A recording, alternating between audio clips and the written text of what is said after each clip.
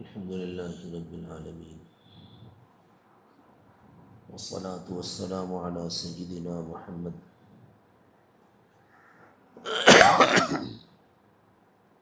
سيد الأولين والآخرين وعلى آله وأصحابه أجمعين. أما بعد، فأعوذ بالله من الشيطان الرجيم. بسم الله الرحمن الرحيم. إذ قالت امرأة عمران رب إني نذرت لك ما في بطني محررا فتقبل مني إنك أنت السميع العليم. وقال الله عز وجل إنما يتقبل الله من المتقين. سبحان ربك رب العزة عما يصفون وسلام على المرسلين والحمد لله رب العالمين. اللهم صل على سيدنا محمد وعلى آل سيدنا محمد وبارك وسلم. اللهم صل على سيدنا محمد وعلى آل سيدنا محمد وبارك وسلم. اللهم صل على سيدنا محمد وعلى آل سيدنا محمد وبارك وسلم.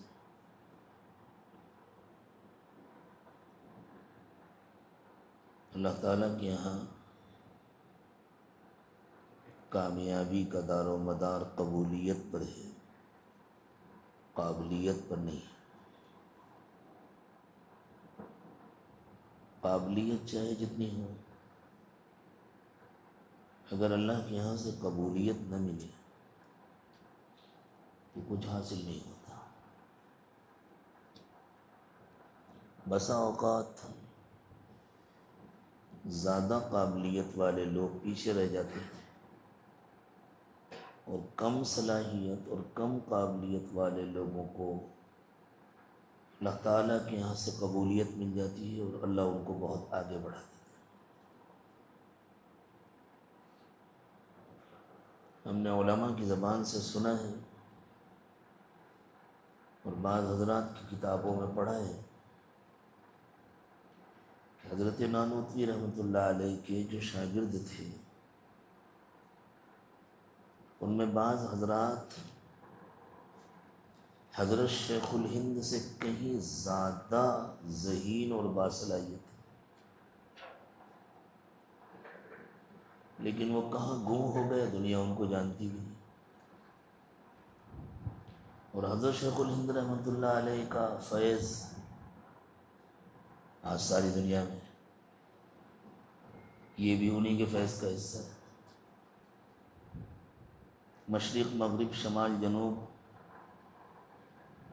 کوئی جگہ ایسی نہیں ہے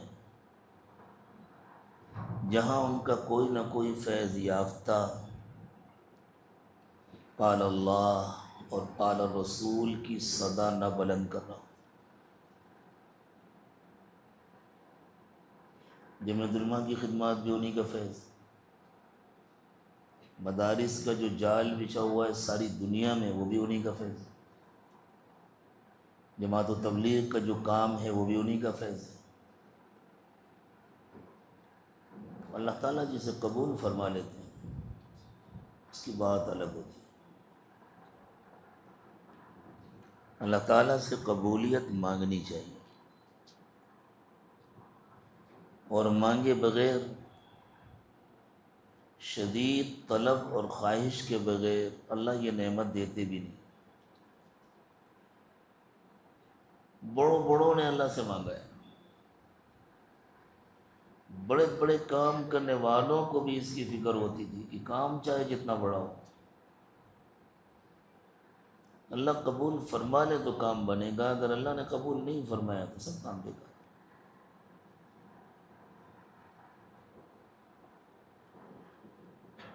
سیدنا ابراہیم علیہ السلام نے اپنے صاحبزادے سیدنا اسماعیل علیہ السلام سے مدد لے کر جب کعبے کی تعمیر شروع کی، آپ سوچیں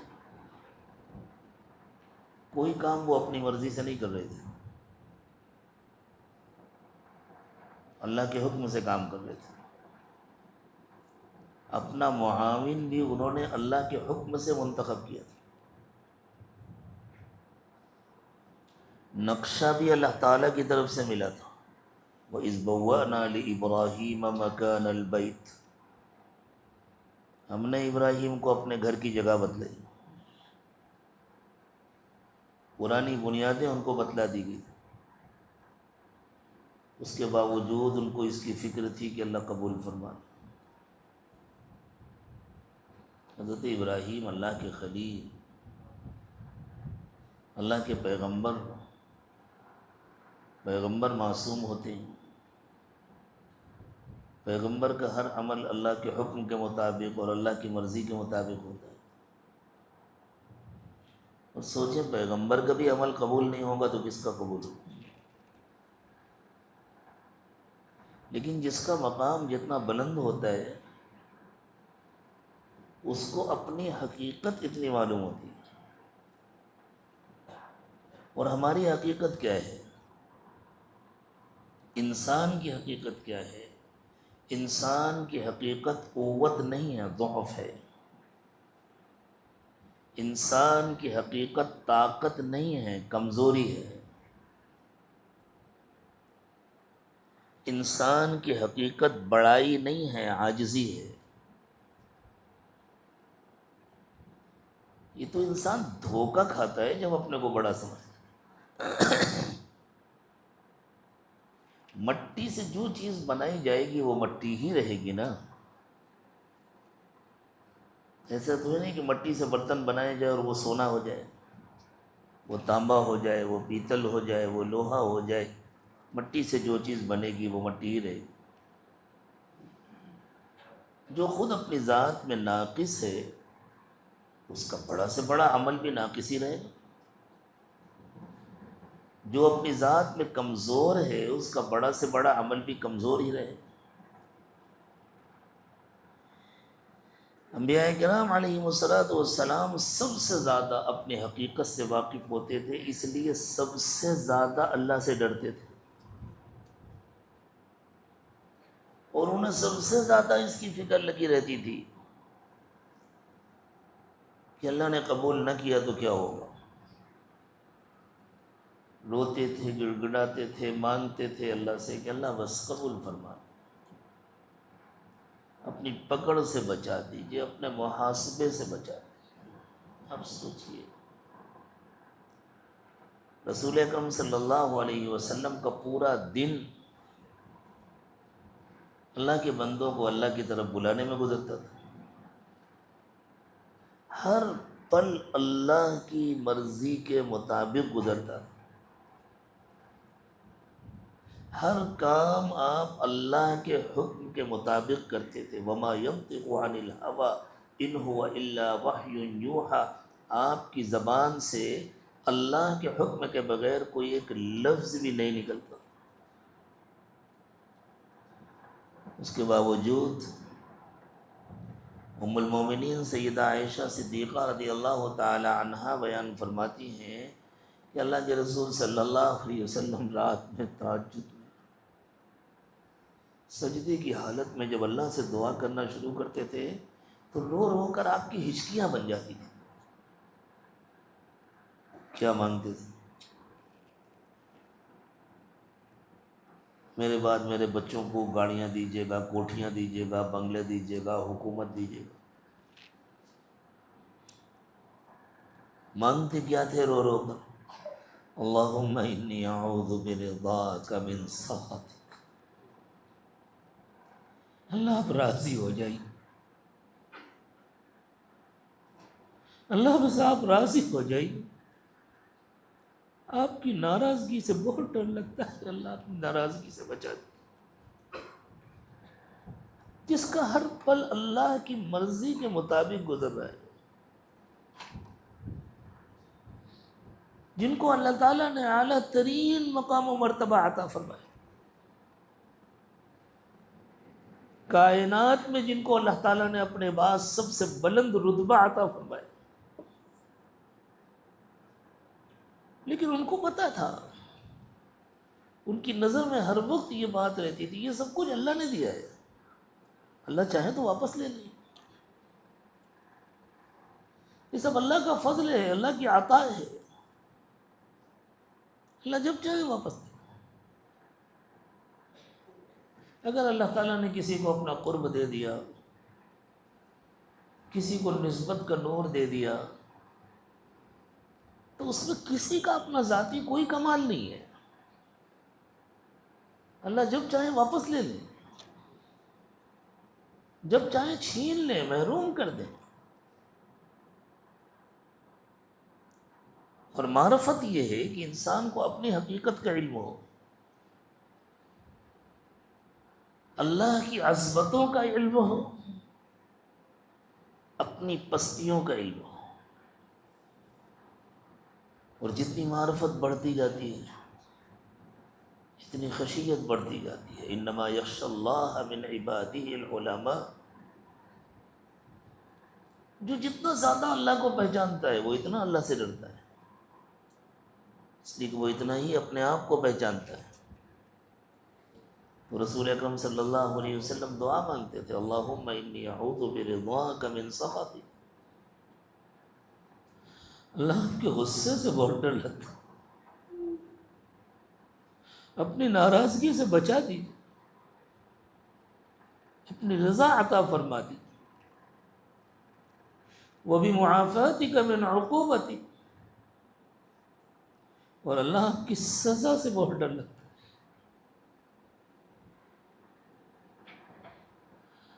بس آپ اپنی رحمت کی گود میں لے لیجئے، اللہ آپ سے بھاگ کے بھی جائیں تو کہاں جائیں، اللہ آپ سے بھاگ کے بھی آپ ہی کے پاس آتے ہیں، اپنی سزا سے بچا دیجیے، اپنی رحمت اور محبت کی گود میں لے لیجیے۔ وَأَعُوذُ بِكَ مِنْكَ، اللہ آپ سے ڈر لگتا ہے تو بھاگ کے آپ ہی کے پاس آتا ہوں،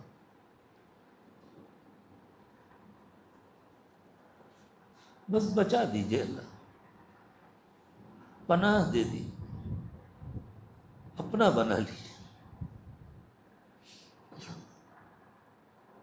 لا احصی ثناء علیک، اللہ آپ کی جتنی تعریف ہونی چاہیے وہ میرے بس میں نہیں ہے، انت کما اثنیت علی نفسک، آپ تو بس خود ہی اپنی تعریف کر سکتے ہیں، اللہ آپ ہی اس لائق ہیں کہ اپنے کمالات کو بیان فرمائیں اور اپنی تعریفیں کریں، کسی کے بس میں نہیں ہے کہ وہ آپ کی تعریف کر سکے، چاہے جتنی قابلیت ہو۔ ذرا سا بھی اگر اپنی قابلیت کا احساس ہو گیا تو اللہ تعالیٰ کی طرف سے رد ہونے میں دیر نہیں لگتی، اور اگر اللہ نے رد فرما دیا سب کچھ ختم ہو جائے۔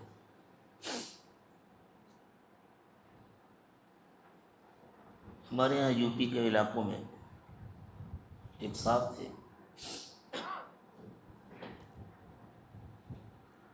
ایک بڑے بزرگ سے، اللہ والے سے، ہمارے سلسلے کے ایک بڑے بزرگ سے ان کو اجازت بھی حاصل تھی،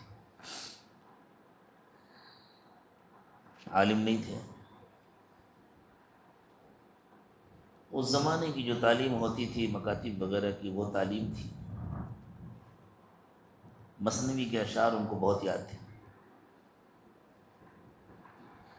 اور مختلف علاقوں میں ان کے وعظ ہوتے تھے، اس میں وہ مثنوی کے اشعار سناتے تھے، اور حالت یہ ہوتی تھی کہ مجمع ٹوٹا پڑتا تھا اور لوگوں کا دل کا حال بدلتا تھا، بڑی غیر معمولی کیفیت ہوتی تھی۔ سب اللہ کو پیارے ہو چکے ہیں، اللہ تعالیٰ سب سے راضی ہوں، سب کو اپنے قرب کے درجات نصیب فرمائیں۔ بڑوں کی باتیں ہیں، ہمیں کوئی حق نہیں ہے کہ ہم بڑوں پر گرفت کریں، ہمیں تو اپنی فکر کرنی چاہیے، لیکن اپنی فکر کرنے کے لیے یہ واقعات بیان کیے جاتے ہیں۔ بس کچھ ایسے حالات ہوئے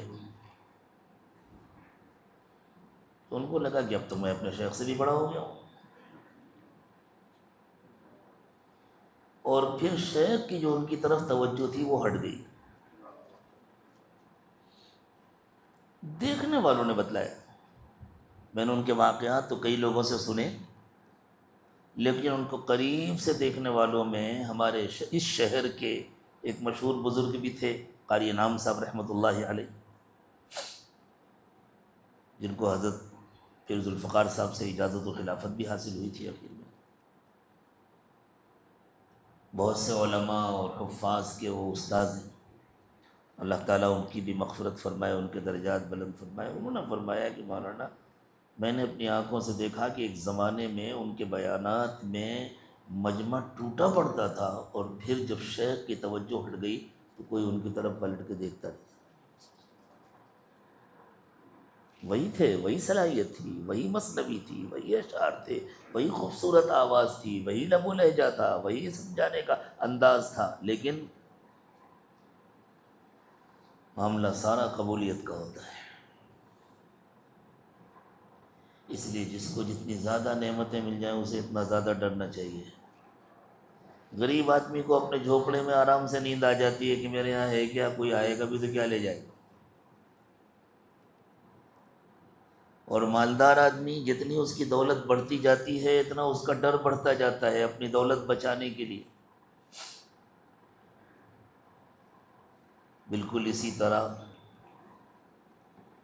روحانی نعمتوں کا بھی حال یہ ہے کہ جتنی ملتی جائیں اتنا ڈر بڑھنا چاہیے. اور ہم کیا چیز ہیں کہ کوئی ہمیں پہچانے؟ ہماری کیا حقیقت ہے کہ کوئی ہمیں جانے؟ ہمارے لیے بڑی سعادت ہے اگر کوئی ہمارے ذریعے سے اللہ کو پہچان لے، کوئی ہمارے ذریعے اللہ کو جان لے، اللہ کے نبی صلی اللہ علیہ وسلم کو جان لے. ہم لوگ تو مزدور لوگ ہیں نا، اسی کی روٹی ملتی ہے، اسی کی اجرت ملتی ہے. شیطان کتنا قابل تھا، ابلیس کتنا قابل تھا. عالم بھی تھا، عامل بھی تھا، عارف بھی تھا. عارف کہتے ہیں اللہ کی مزاج کو جاننے والے کو. وہ اللہ تعالیٰ کے مزاج کو بھی پہچانتا تھا. حضرت عبدس تھانوی رحمۃ اللہ علیہ نے فرمایا وہ اتنا بڑا عارف تھا کہ جب اللہ تعالیٰ نے ناراض ہو کر اس سے فرمایا کہ اب تو میری رحمت سے ہمیشہ کے لیے دور ہو جا، تو وہ جانتا تھا اس ناراضگی کی حالت میں بھی اللہ کی رحمت کے دروازے کھلے رہتے ہیں، اس موقع پر بھی دعائیں قبول ہوتی ہیں. تو اس نے اس وقت کہا رب انظرنی الی یوم یبعثون، اللہ مجھے قیامت تک کی مہلت دے دیجئے. اور اللہ نے فرمایا جا دے دیا. یہ اس کے عارف ہونے کی دلیل تھی.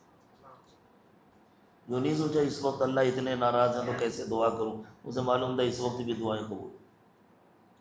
تو خوب یاد رکھیں، اگر ہماری دعائیں قبول ہو جاتی ہیں تو یہ بھی ہمارے مقبول ہونے کی دلیل نہیں ہے. صاحب میری تو ہر دعا قبول ہو جاتی ہے، بس آخری سانس تک ڈرتے رہنے کی ضرورت ہے، آخری سانس تک روتے رہنے کی ضرورت ہے. اور اللہ بڑے مہربان ہیں، جو ڈرتا رہتا ہے اللہ اسے کبھی محروم نہیں فرماتا، پھر اللہ اسے مایوس نہیں کرتا. تو شیطان کے اندر کتنی قابلیت تھی، لیکن اسے اپنی قابلیت کا احساس ہو گیا تھا. اس کو اللہ تعالیٰ نے آگ سے بنایا تھا. حضرت آدم علیہ السلام کو مٹی سے بنایا تھا،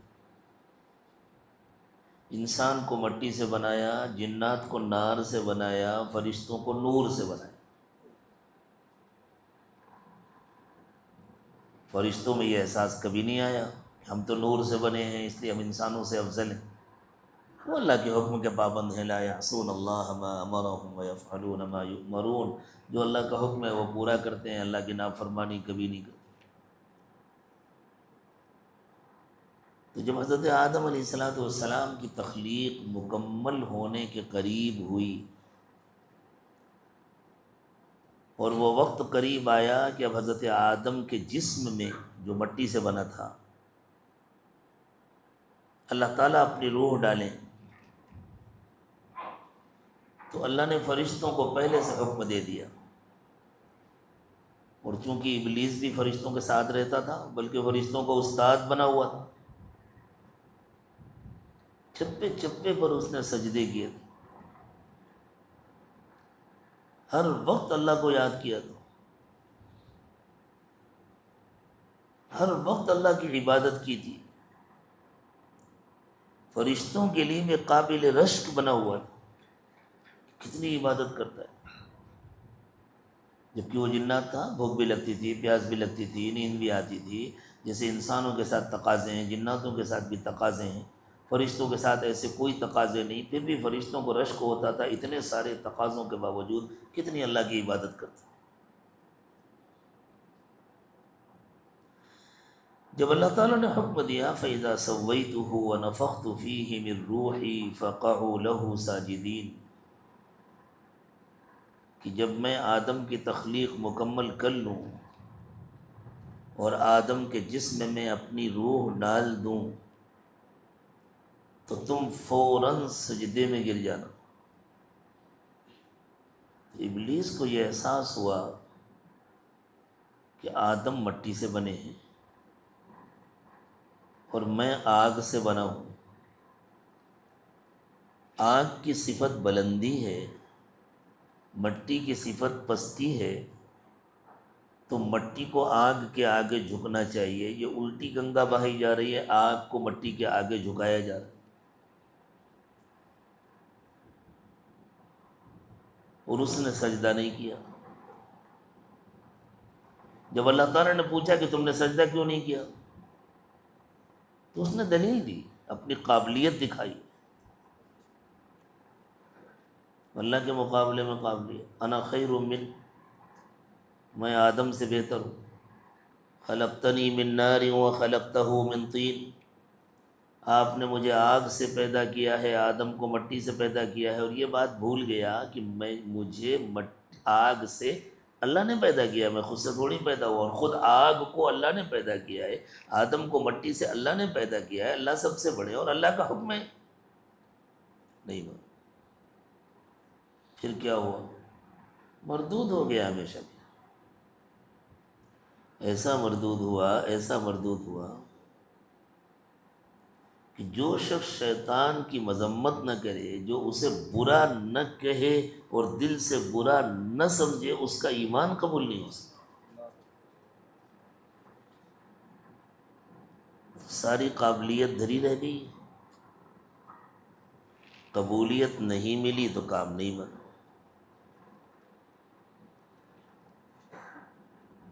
فرعون کتنا بڑا حاکم تھا، اور کتنا ناز تھا اس کو اپنی حکومت پر، کہتا تھا الیس لی ملک مصر، کیا میں مصر کا بادشاہ نہیں ہوں؟ کیا مصر میں میری حکومت نہیں ہے؟ وَهَذِهِ الْأَنْهَارُ تَجْرِي مِن تَحْتِي، اور یہ نہریں جو میرے پیروں کے نیچے بہتی ہیں، کیا یہ میرا بنایا ہوا نظام نہیں ہے؟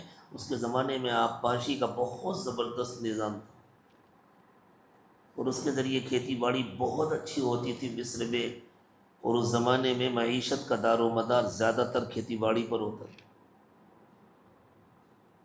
اتنا زبردست حاکم تھا،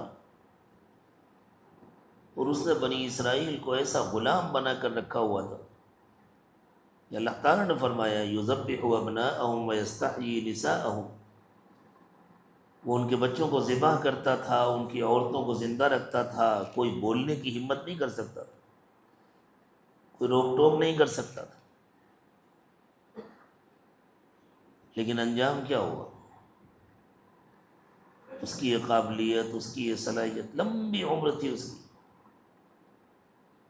اور علماء نے لکھا ہے کہ زندگی بھر کبھی اس کے سر میں درد بھی نہیں ہوا تھا، کبھی بخار بھی نہیں آیا تھا، کبھی بیمار بھی نہیں ہوا تھا، ایسی قابل رشک صحت تھی، لیکن کوئی چیز کام نہیں آئی۔ نہ اس کا اقتدار کام آیا، نہ اس کی حکومت کام آئی، نہ اس کی صحت کام آئی، نہ اس کی طاقت و قوت کام آئی، نہ اس کی فوج کام آئی۔ اللہ تعالیٰ کی قبولیت نہیں ملی تو کچھ بھی نہیں کام آئے۔ پانی میں ڈبو کر ختم کر دیا اللہ تعالیٰ نے، اور پھر اس کی ساری فوج کو تو مچھلیوں کا لقمہ بنا دیا، اس کے جسم کو بچا کر سمندر سے نکال کر قیامت تک کے لیے عبرت کا نمونہ بنا دیا، آج بھی رکھا ہوا ہے۔ لوگ دیکھیں، یہ ہے جو کہتا تھا انا ربکم الاعلی۔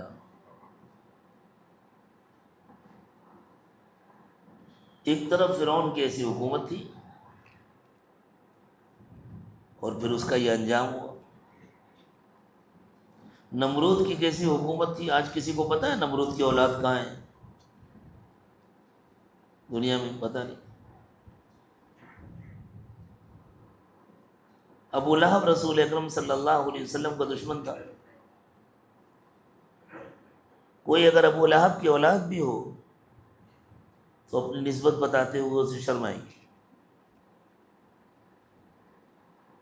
ہمارے یہاں ایک مرتبہ ایک عرب جماعت آئی تھی، اس میں ایک صاحب کسی عربی ملک سے تشریف لائے تھے، ان کا سلسلہ نسب ابو لہب سے ملتا تھا۔ بات نکلی تو انہوں نے شرماتے ہوئے بتلایا کہ ہاں میرا سلسلہ اس سے ملتا ہے۔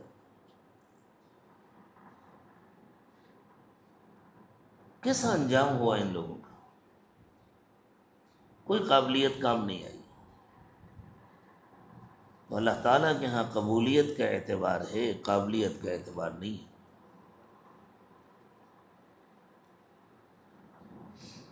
مکہ مکرمہ میں ابو جہل بھی رہتا تھا، عمرو ابن ہشام اس کا نام تھا، بہت خوبصورت تھا، بہت مالدار تھا، بہت ذہین اور سمجھدار تھا، بڑے بڑے مسائل نمٹاتا تھا، بڑے بڑے مقدمات کے فیصلے کرتا تھا، حتیٰ کہ مکے والوں نے اس کو لقب دے دیا تھا ابو الحکم کا۔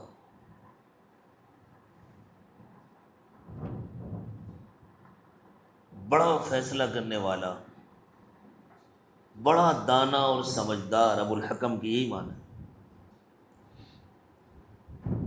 وہ تو اس نے جب رسول اکرم صلی اللہ علیہ وسلم کی مخالفت کی اور دشمنی کی حد کر دی تو اس کو ابو جہل حضور نے کہا۔ آج ساری دنیا اس کو ابو جہل کے نام سے جانتی ہے، ابو الحکم کے نام سے کوئی نہیں جانتا۔ لیکن اس کا حسن و جمال، اس کی خاندانی عظمت و رفعت، اس کی حکمت اور دانائی، اس کی عقل مندی اور سمجھداری کچھ کام نہیں آئی۔ کیوں؟ اس لیے کہ وہ اللہ کے دربار میں مقبول نہیں بن سکا۔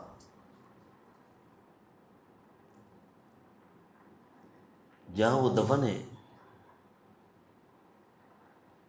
بعض تحریروں سے معلوم ہوا، مزید تحقیق کریں گے انشاءاللہ،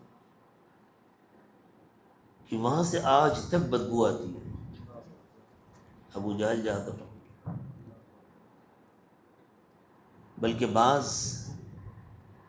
مغربی محققین کے بارے میں نے پڑھا، تو بڑے محقق اور بڑے سائنسداں تھے، جب ان لوگوں کو یہ معلوم ہوا کہ ابو جہل کی قبر سے بدبو آتی ہے، بڑی خطرناک بدبو آتی ہے، تو ان کو یقین نہیں ہوا۔ اتنا طویل عرصہ گزر گیا، 1400 سال گزر گئے، ایسا کیسے ہو سکتا ہے کہ بدبو آئے؟ مسلسل تو آ نہیں سکتی، چل کے پتہ لگانا چاہیے۔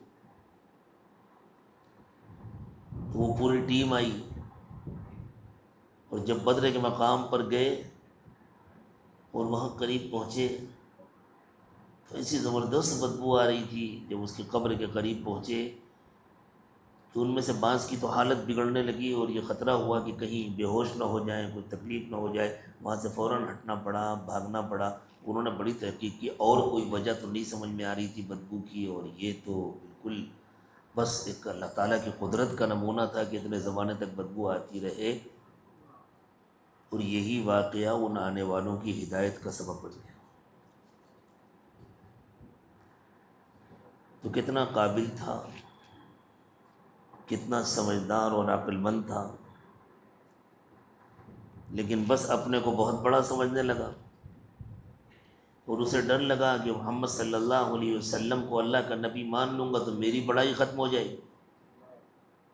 یہ میری بڑائی، میرا مقام، میرا مرتبہ، یہ انسان کو لے ڈوبتا ہے، یہ انسان کو تباہ و برباد کر دیتا ہے. انسان کا کمال تو عاجزی میں ہے،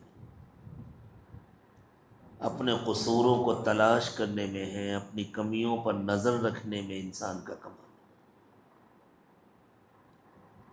مکہ مکرمہ کا ایک اور بڑا سردار تھا ولید ابن مغیرہ، بہت سمجھدار تھا، بہت،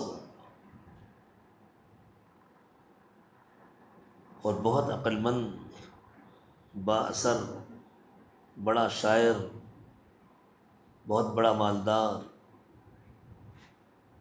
بچے بھی بہت سارے تھے، اور اس زمانے میں جس کے بیٹے زیادہ ہوں وہ زیادہ بڑا سمجھا جاتا تھا.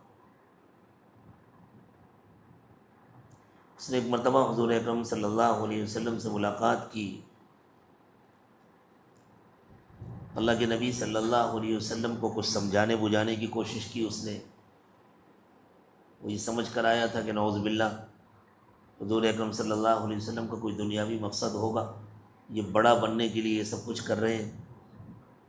جب اللہ کے نبی صلی اللہ علیہ وسلم نے اس کو قرآن سنایا تو وہ تو بالکل مبہوت ہو گیا. ابو جہل وغیرہ کو ڈر لگا کہ اگر یہ مسلمان ہو گیا تو ہماری بڑی طاقت ختم ہو جائے گی. ان لوگوں نے ملاقات کی، پوچھا تو اس نے کہا کہ دیکھو میں شاعر ہوں، شاعری کو اچھی طرح جانتا ہوں، سمجھتا ہوں.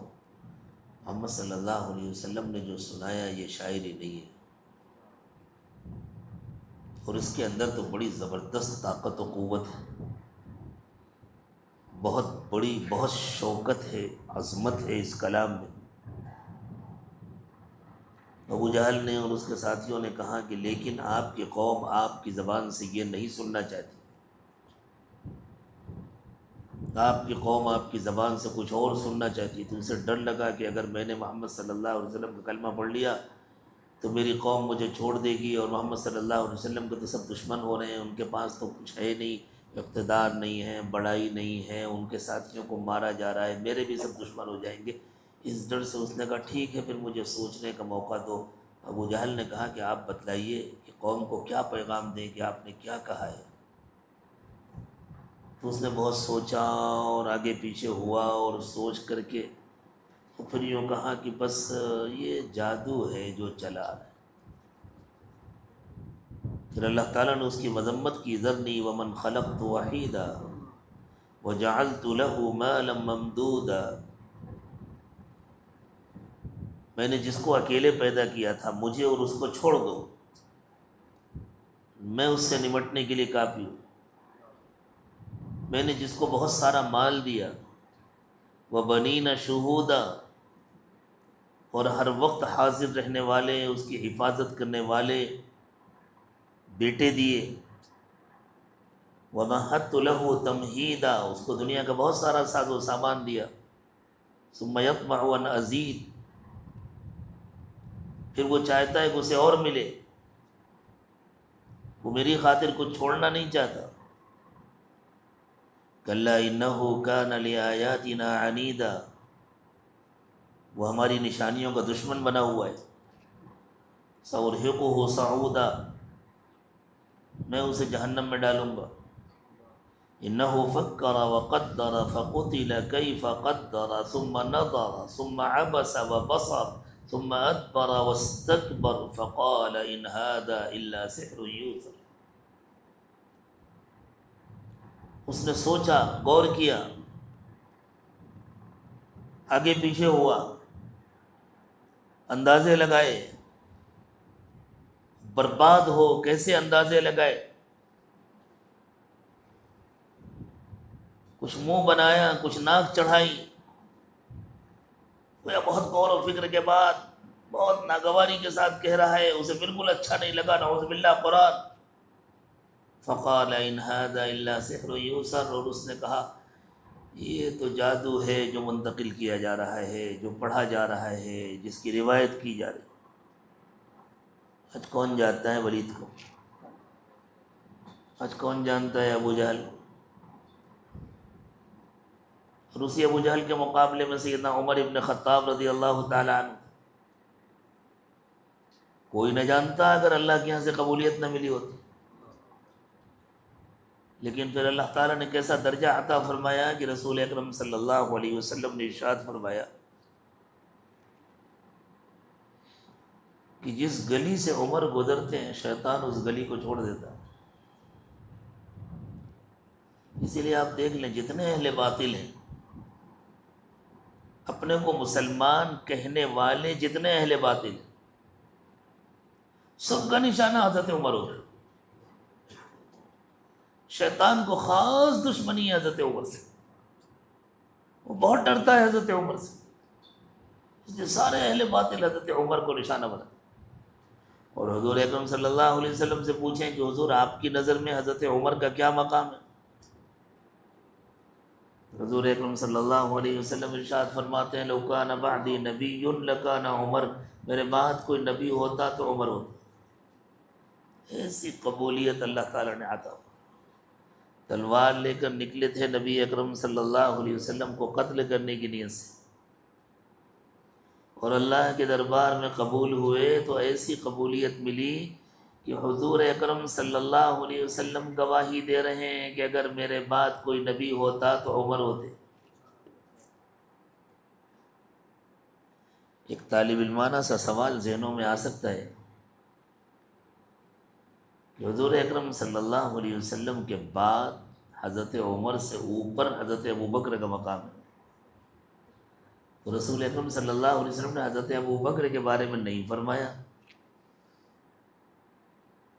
کہ اگر کوئی نبی ہوتا تو ابوبکر ہوتے، حضرت عمر کے بارے میں فرمایا.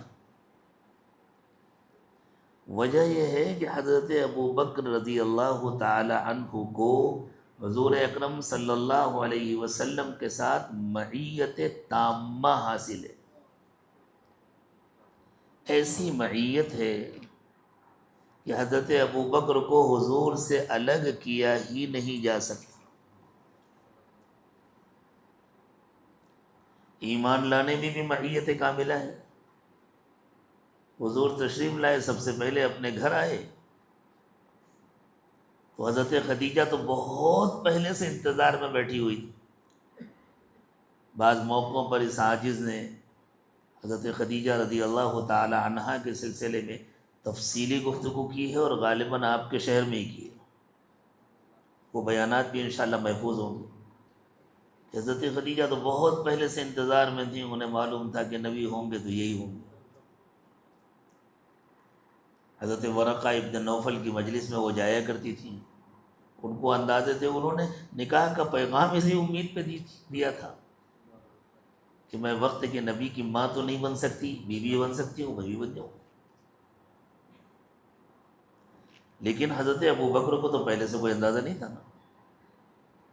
جیسے ہی حضور اکرم صلی اللہ علیہ وسلم نے بتلایا انہوں نے فوراً قبول فرما لیا. ہاں ایک واقعہ ہے ذہن میں آیا، بعض سیرت نگاروں نے ایک واقعہ لکھا ہے کہ حضرت ابوبکر صدیق اپنی جوانی کے زمانے میں، ابتدائی جوانی کے زمانے میں ملک شام گئے ہوئے تھے تجارت کے سلسلے میں. عرب کے بچے تھوڑے سے بڑے ہوتے تھے تو بس وہ تجارت میں لگ جاتے تھے، وہ تو گھر کا کام تھا ان کا. تو وہاں ایک عیسائی بڑے عالم اور راہب سے، بڑے عبادت گزار سے ملاقات ہوئی تھی. اس نے حضرت ابوبکر کو دیکھا اور دیکھ کر کے کہا تھا کہ عربوں میں ایک نبی مبعوث ہونے والے ہیں اور تم ان کے وزیر بنو گے، تمہیں ان کے ساتھ خاص تعلق ہو. حضرت ابو بکر نے اس واقعے کا کسی سے تذکرہ نہیں کیا تھا، کسی سے، بالکل سنی انسنی کر دیا تھا۔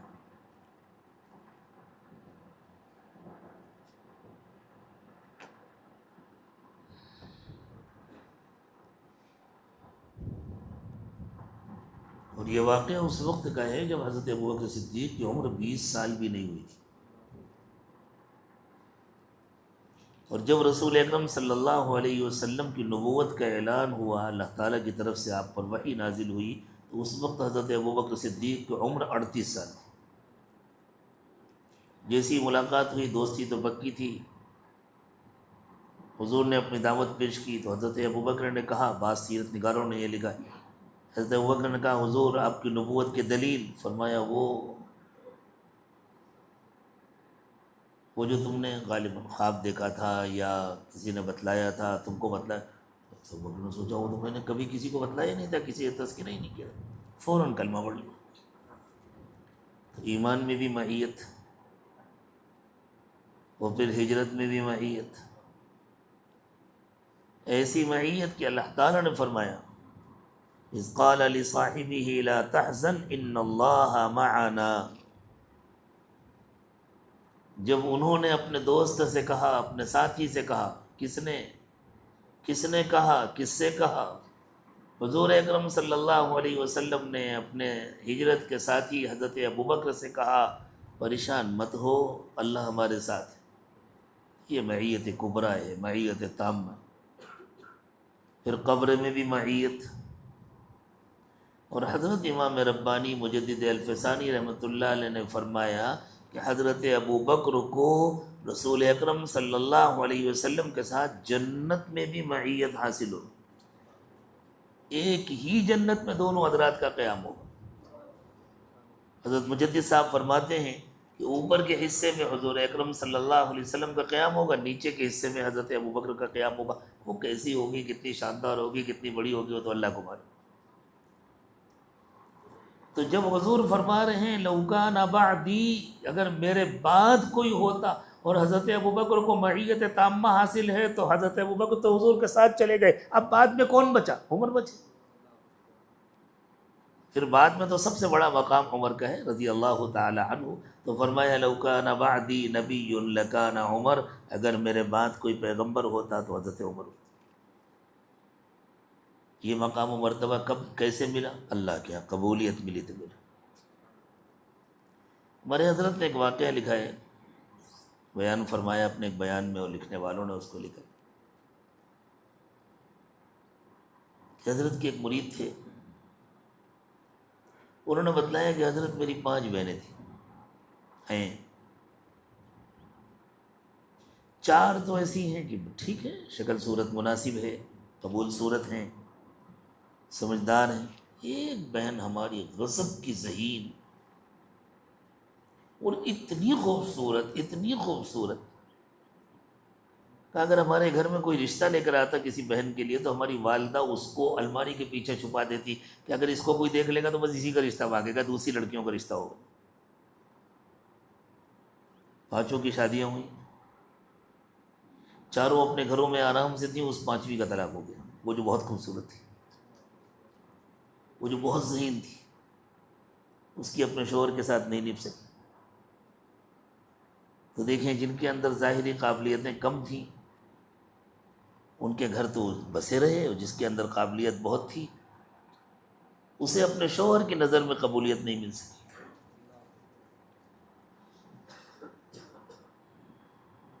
اسی طرح ایک مسئلہ ہے، کہتے ہیں ایک لڑکی کی شادی ہو رہی تھی، اس کی بہنیں، اس کے رشتے کی دوسری رشتہ دار لڑکیاں، اس کی سہیلیاں اسے سجا رہی تھیں، کپڑے پہنا رہی تھیں، زیور پہنا رہی تھیں، اور جو طریقہ ہوتا ہے دلہنوں کو سجانے کا، بنانے کا، سنوارنے کا۔ تو کسی نے کہہ دیا کہ تم تو بہت خوبصورت لگ رہی ہو، تم تو بہت اچھی لگ رہی ہو۔ اس کی آنکھوں میں آنسو آ گئے، تو اس نے کہا مجھ سے کوئی غلطی ہو گئی ہو تو معاف کر دو، میں نے تو تمہاری تعریف کی تھی۔ اس نے کہا نہیں، تم لوگ تو مجھے خوبصورت کہہ رہی ہو، لیکن تمہارے کہنے سے کیا ہوتا ہے، جن کے لیے مجھے سجایا جا رہا ہے وہ بھی پسند کر لیں تو کوئی بات ہے۔ تو بھائی کوئی ہماری چاہے جتنی تعریف کرے، بہت اچھے مقرر ہیں، بہت اچھے مصنف ہیں، بہت اچھے واعظ ہیں، بہت بڑے عالم ہیں، بہت بڑے شیخ ہیں، بہت بڑے صوفی ہیں، بڑے اللہ والے ہیں، لوگوں کے کہنے سے کیا ہوتا ہے؟ جن کے لیے سب کچھ ہے وہ قبول کر لیں تو کوئی بات ہے۔ اور ان کے ہاں بڑائی کے ذریعے قبولیت نہیں ملتی، عاجزی کے ذریعے قبولیت ملتی ہے۔ سیدنا ابراہیم علیہ السلام کو ہم دیکھیں، حضرت ابراہیم علیہ السلام کے پاس نہ ملک تھا نہ مال تھا، زندگی پوری وطن سے دوری میں گزر گئی، گھر سے باپ نے نکال دیا تھا کہ بس چلے جاؤ میرے گھر سے، ورنہ میں تم کو قتل کر دوں گا، ختم کر دوں گا۔ مصر پہنچے تو وہاں بھی قیام نہیں کر سکے، وہاں کے بادشاہ کی حرکتوں کی وجہ سے۔ پھر ملک شام میں آ گئے۔ آج جس کو ملک شام کہا جاتا ہے، سیریا جس کو کہتے ہیں، وہ تو بہت چھوٹا سا خطہ ہے، لیکن اسلامی جغرافیہ میں ملک شام میں اردن، فلسطین، اسرائیل، آج کا سیریا، لبنان، یہ سب شامل تھا۔ تو ملک شام میں جا کر آباد ہوئے، پھر اپنی ایک بیوی اور بیٹے حضرت اسماعیل کو لے جا کر حجاز میں، مکہ مکرمہ میں بسا دیا۔ کہیں کی حکومت نہیں، کہیں کا اقتدار نہیں، اور آج ساری دنیا حضرت ابراہیم علیہ السلام کی طرف اپنی نسبت کرتی ہے فخر کے ساتھ۔ مسلمان تو حقیقت میں حضرت ابراہیم علیہ السلام کے سچے وارث ہے ہی۔ ان اول الناس بابراہیم الذین اتبعوہ وہذا النبی والذین آمنوا۔ عیسائی بھی اپنی نسبت حضرت ابراہیم کی طرف کرتے ہیں، یہودی بھی اپنی نسبت حضرت ابراہیم کی طرف کرتے ہیں، حالانکہ ان لوگوں کی نسبتیں درست نہیں ہیں۔ ما کان ابراہیم یہودیا ولا نصرانیا ولکن کان حنیفا مسلما۔ حضرت ابراہیم نہ یہودی تھے نہ نصرانی تھے، حضرت ابراہیم علیہ السلام تو سیدھے اللہ کی اطاعت کرنے والے اور اللہ کے راستے پر چلنے والے اور اپنے آپ کو 100% اللہ کے حوالے کر دینے والے شخص تھے۔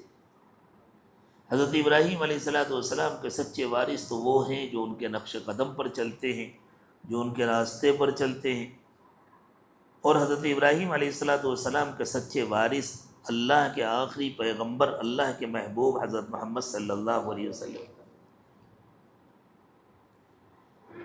ایسے قبول ہوئے حضرت ابراہیم علیہ السلام کہ اللہ تعالیٰ نے اپنے آخری نبی حضرت محمد صلی اللہ علیہ وسلم کو حکم دیا، ثم اوحینا الیک ان اتبع ملت ابراہیم حنیفا۔ ہم نے آپ کو حکم دیا ہے وحی کے ذریعے کہ آپ حضرت ابراہیم کے راستے پر چلیں، حضرت ابراہیم کے طریقے پر چلیں۔ لیکن اس کے باوجود دیکھیں حضرت ابراہیم علیہ السلام کو اپنی اور اپنے عمل کی قبولیت کی کیسی فکر لگی ہوئی ہے۔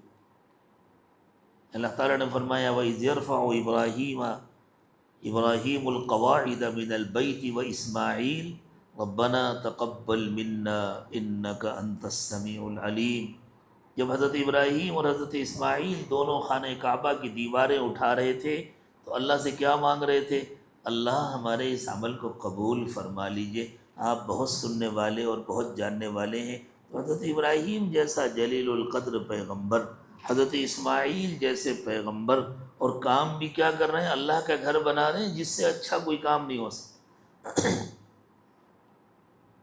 ہم اگر کہیں مسجد بناتے ہیں تو ہم طے کرتے ہیں یہاں بنانا ہے، ہم طے کرتے ہیں کتنی بڑی بنانا ہے، کتنی اونچی بنانا ہے، وہ ہمارا منصوبہ ہوتا ہے، ہم اللہ کے نام پر کرتے ہیں۔ حضرت ابراہیم اور حضرت اسماعیل جو گھر بنا رہے تھے وہ پورا اللہ کا منصوبہ تھا. اللہ نے طے کیا تھا کہاں بنانا ہے، اللہ نے طے کیا تھا کتنا بڑا بنانا ہے، کتنا اونچا بنانا ہے. سارا کام اللہ کے حکم کے مطابق ہو رہا تھا. اور پھر بھی فکر لگی ہوئی ہے اللہ قبول کر لیں تو کام بنے گا ورنہ کام نہیں بنے گا. کبھی کبھی اللہ تعالیٰ کام لے لیتے ہیں قبول نہیں فرماتے. حضرت شیخ الہند رحمۃ اللہ علیہ کے ساتھ جو حضرات مالٹا کی جیل میں تھے ان حضرات نے یہ واقعہ بیان فرمایا کہ ایک موقع ایسا آیا کہ انگریزوں نے طے کیا کہ ان کو ختم کر دیتے، قتل کر دیتے، پھانسی کی سزا دے دیتے. حضرت شیخ الہند رحمۃ اللہ علیہ کو جب معلوم ہوا تو آپ بہت غمگین رہنے لگے، بہت غمگین رہے. تو جو حضرات ساتھ میں تھے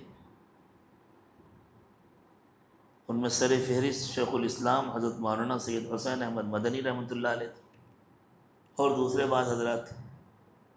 ان لوگوں کو یہ فکر ہوئی کیا حضرت موت سے ڈر رہے ہیں،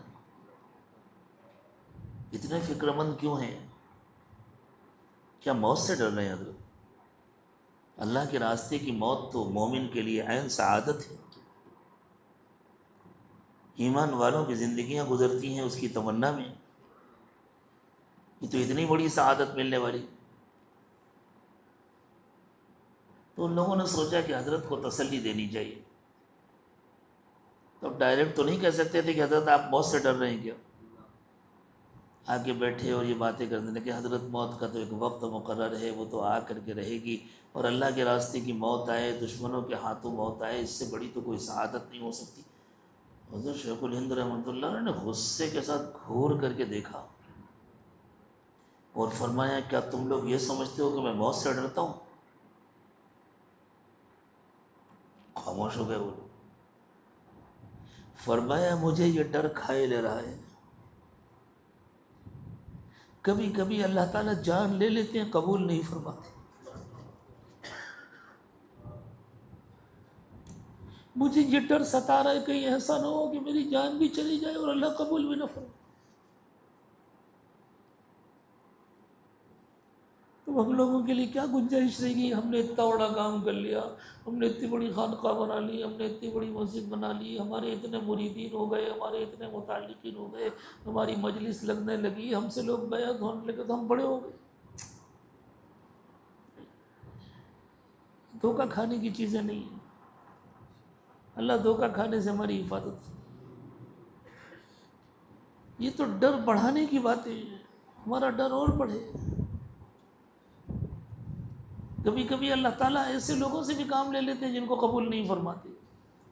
خود اللہ کے نبی صلی اللہ علیہ وسلم نے فرمایا ان اللہ لا یؤید هذا الدین بالرجل الفاجر.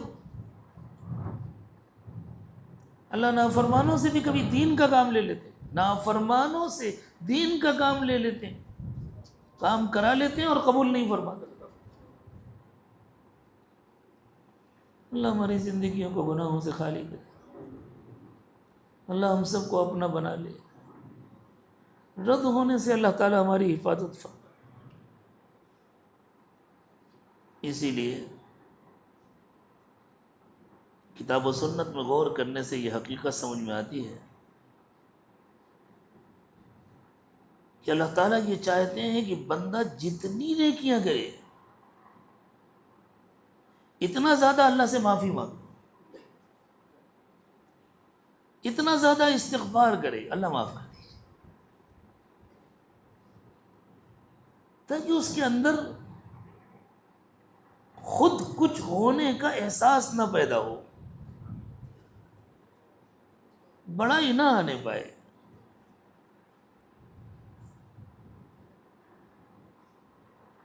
نماز سے بڑی کوئی عبادت نہیں ہے، سب سے اہم عبادت ہے نماز. اور اللہ کے رسول صلی اللہ علیہ وسلم کا کیا عمل تھا؟ آپ سلام پھیرنے کے بعد اللہ کی عظمت اللہ کی بڑائی اور کبریائی بیان فرماتے اور پھر اللہ تعالیٰ سے معافی مانگتے کہ اللہ میری نماز اس قابل نہیں ہے کہ میں اس کو آپ کے دربار میں پیش کر سکوں، بس اللہ آپ قبول فرما لیجیے، آپ معاف فرما دیجیے، میری غلطی معاف فرما دیجیے، میری کوتاہی معاف فرما دیجیے۔ آپ فرماتے اللہ اکبر اور پھر 3 مرتبہ کہتے استغفر اللہ، استغفر اللہ، استغفر اللہ، اللہ میں آپ سے معافی مانگ رہا ہوں، اللہ میں آپ سے معافی مانگ رہا ہوں، اللہ میں آپ سے معافی۔ بزرگوں نے یہ بات لکھی ہے کہ اگر واقعی ہم ایسی نماز پڑھ لیں، اور حضور سے اچھی نماز کون پڑھ سکتا ہے؟ واقعی اگر کوئی ایسی نماز پڑھ لیں جس میں کوئی کمی نہ ہو، کسی طرح کی کوئی کمی نہ ہو، ہم کوئی ایسا عمل کر لیں جس میں اخلاص میں کوئی کمی نہ ہو، 100% اخلاص کے ساتھ کوئی عمل کر لیں، 100% عاجزی اور تواضع اور انکساری کے ساتھ کوئی کام کر لیں، اس کے بعد بھی کیا اللہ تعالیٰ مجبور ہے اس کو قبول کرنے پر؟ ہم چاہے جتنا اچھا سے اچھا عمل کر لیں، اللہ تعالیٰ کی کوئی مجبوری تو نہیں ہے کہ قبول کریں۔ جیسے پھلوں کی دکان پر آپ گئے پھل خریدنے کے لیے، آپ نے آم خریدے، آج کل تو آم کا سیزن ہے نا، آپ نے آم خریدے، اس کے بعد دکاندار نے کہا کہ صاحب کیلا بھی بہت عمدہ ہے، سیب بھی بہت اچھا ہے، انار بھی بہت اچھا ہے، اور واقعی بہت عمدہ قندھاری انار ہے، اور بہت عمدہ قسم کا بھساول کا کیلا ہے، اور بہت عمدہ کشمیری سیب ہے، کوئی کمی نہیں اس میں، لیکن آپ مجبور تو نہیں ہے خریدنے پر، آپ کہتے ہیں نہیں مجھے ضرورت نہیں، ختم۔ تو اس کے بہت عمدہ ہونے کے لیے ضروری تو نہیں کہ آپ خریدیں۔ اگر واقعی ہم کامل اخلاص کے ساتھ کوئی عمل کر لیں، اول تو ہم کیا اور ہمارا اخلاص کیا، یہ احساس تھا انبیاء کرام علیہ والسلام، یہ عاجز حضور اکرم صلی اللہ علیہ وسلم کے احساس کی ترجمانی کر رہا ہے کہ اللہ کے نبی صلی اللہ علیہ وسلم سے اچھی کس کی نماز ہو سکتی ہے۔ لیکن جب آپ فرماتے تھے نماز کے بعد اللہ اکبر، استغفر اللہ، استغفر اللہ، استغفر اللہ، تو گویا آپ کا یہ احساس ہوتا تھا میں چاہے جتنی اچھی نماز پڑھ لوں، اللہ مجبور تو نہیں ہے قبول کرنے پر۔ اگر اس کے بعد بھی اللہ تعالیٰ قبول فرما لے تو اللہ کی مہربانی ہے، جیسے اگر کوئی دوسرے پھل بھی خرید لے تو دکاندار سمجھتا ہے کہ صاحب ان کی مہربانی ہے کہ انہوں نے خرید لیا، مجھے 2 پیسے کا نفع ہو گیا، ورنہ اللہ تعالیٰ بالکل مجبور نہیں ہے کہ ہمارے کسی عمل کو قبول کرے۔ تو حضرت شیخ الہند رحمۃ اللہ علیہ نے فرمایا کہ کبھی کبھی اللہ تعالیٰ جان بھی لے لیتے ہیں، قبول بھی نہیں فرماتے، مجھے تو اس کا ڈر لگا ہوا ہے کہ اللہ میری جان قبول کریں گے یا نہیں۔ یہ ہمارے بزرگوں کا حال تھا، وہ اس ڈر میں گھلے جاتے تھے، لیکن الحمدللہ پھر کیسی قبولیت ملی، کیسی شان اللہ نے ان کو عطا فرمائی۔ اللہ ہمیں بھی قبول فرمائے، ہمارے ٹوٹے پھوٹے کاموں کو قبول فرما لیں۔ ہمارے کسی عمل کو اگر اللہ تعالیٰ قبول کر لیں تو اس میں ہمارا کمال نہیں، اللہ کی مہربانی۔ جیسے کوئی بچہ پہلے دن اسکول جائے اور استاذ نے اس کو لکھنا سکھایا الف با تا، تو وہ کیسے لکھتا ہے؟ کہیں اگر کوئی اپنی پرانی کاپی مل جائے بچپن کی تو اسے اٹھا کے دیکھ لیجیے، الف بھی سیدھا نہیں ہوتا اور با بھی نہ معلوم کیا ہوتا ہے۔ یاد تو ہوگا نا شروع میں کیسے لکھا تھا۔ اب بچہ اسکول سے آتا ہے، باپ پوچھتا ہے بیٹا اسکول گئے تھے کیا پڑھا؟ ابو مجھے ٹیچر نے لکھنا سکھایا۔ اچھا دکھاؤ اپنی کاپی، لگ او میرے بیٹے نے اتنا اچھا لکھا ہے، او ماشاء اللہ، اٹھا کر گلے سے لگا لیتا ہے اور پیار کرتا ہے اور انعام دیتا ہے۔ کیا واقعی بہت اچھا لکھا ہے؟ باپ کی محبت ہے. اس بیٹے نے جیسا لکھا ہوتا ہے نا ٹیڑھا میڑھا، ہماری عبادتیں ویسی بھی نہیں ہوتی، ہمارے کام ویسے بھی نہیں ہوتے. اگر اللہ قبول فرما لے اور اگر اللہ کچھ انعام دے دے تو اس میں ہمارا کمال نہیں ہے، اللہ کی محبت ہے، اللہ کی عنایت ہے، اللہ کا فضل. اللہ اپنی محبت سے کبھی محروم نہ فرمائے. بنی اسرائیل میں ایک پیغمبر گزرے ہیں، حضرت عمران علیہ السلام. یہ حضرت زکریا علیہ السلام کے ہم زلف تھے. حضرت عمران کی اہلیہ اور حضرت زکریا کی اہلیہ دونوں سگی بہنیں تھیں. اتفاق کی بات یہ ہے کہ حضرت زکریا کی بھی کوئی اولاد نہیں تھی، حضرت عمران کی بھی کوئی اولاد نہیں تھی. اب ان حضرات کو فکر یہ تھی کہ ہمارے بعد اللہ تعالیٰ نے ہم سے جو کام لیا ہے وہ کام کون کرے گا. ہر شخص چاہتا ہے اپنے بیٹے ہوں کام کو سنبھالنے والے. اگر کوئی یہ چاہتا ہے کہ میرے بیٹے کام کے بن جائیں اور کام کو سنبھال لیں، یہ کوئی بری بات نہیں ہے، جیسا وہ اپنے بچوں کو آگے بڑھا رہے ہیں. انبیاء کرام کی خواہش ہوتی تھی کہ ہمارے بچے کام کے ہو جائیں اور کام سنبھالیں. حضرت زکریا علیہ السلام نے یہی دعا کیا تھا کہ اللہ مجھے بیٹا عطا فرما دیجئے، یرثنی و یرث من آل یعقوب، جو میرے علوم کا اور آل یعقوب کے علوم کا وارث بنے. وَاجْعَلْهُ رَبِّ رَضِيًّا، اور اللہ اس کو پسند فرما لی. تو حضرت زکریا کا بھی کوئی بیٹا نہیں تھا، کوئی اولاد نہیں تھی، حضرت عمران کی بھی کوئی اولاد نہیں تھی.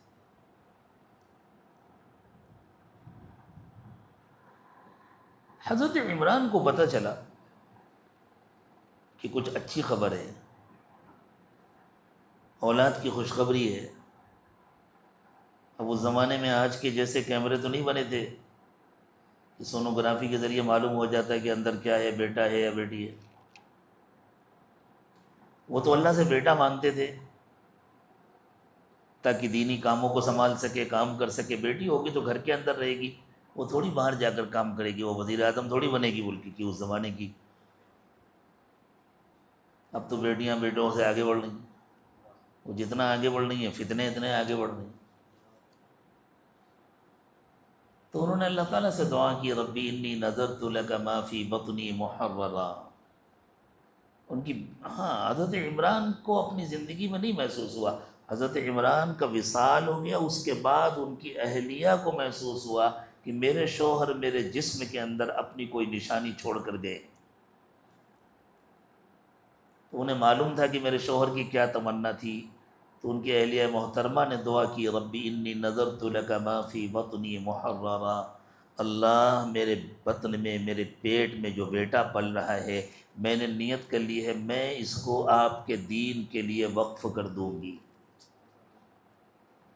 لیکن اللہ صرف میری نیت سے تو کچھ نہیں ہوتا. فتقبل منی، اللہ میری اس نیت کو قبول فرما لیجئے، میرے اس بچے کو قبول فرما لیجئے.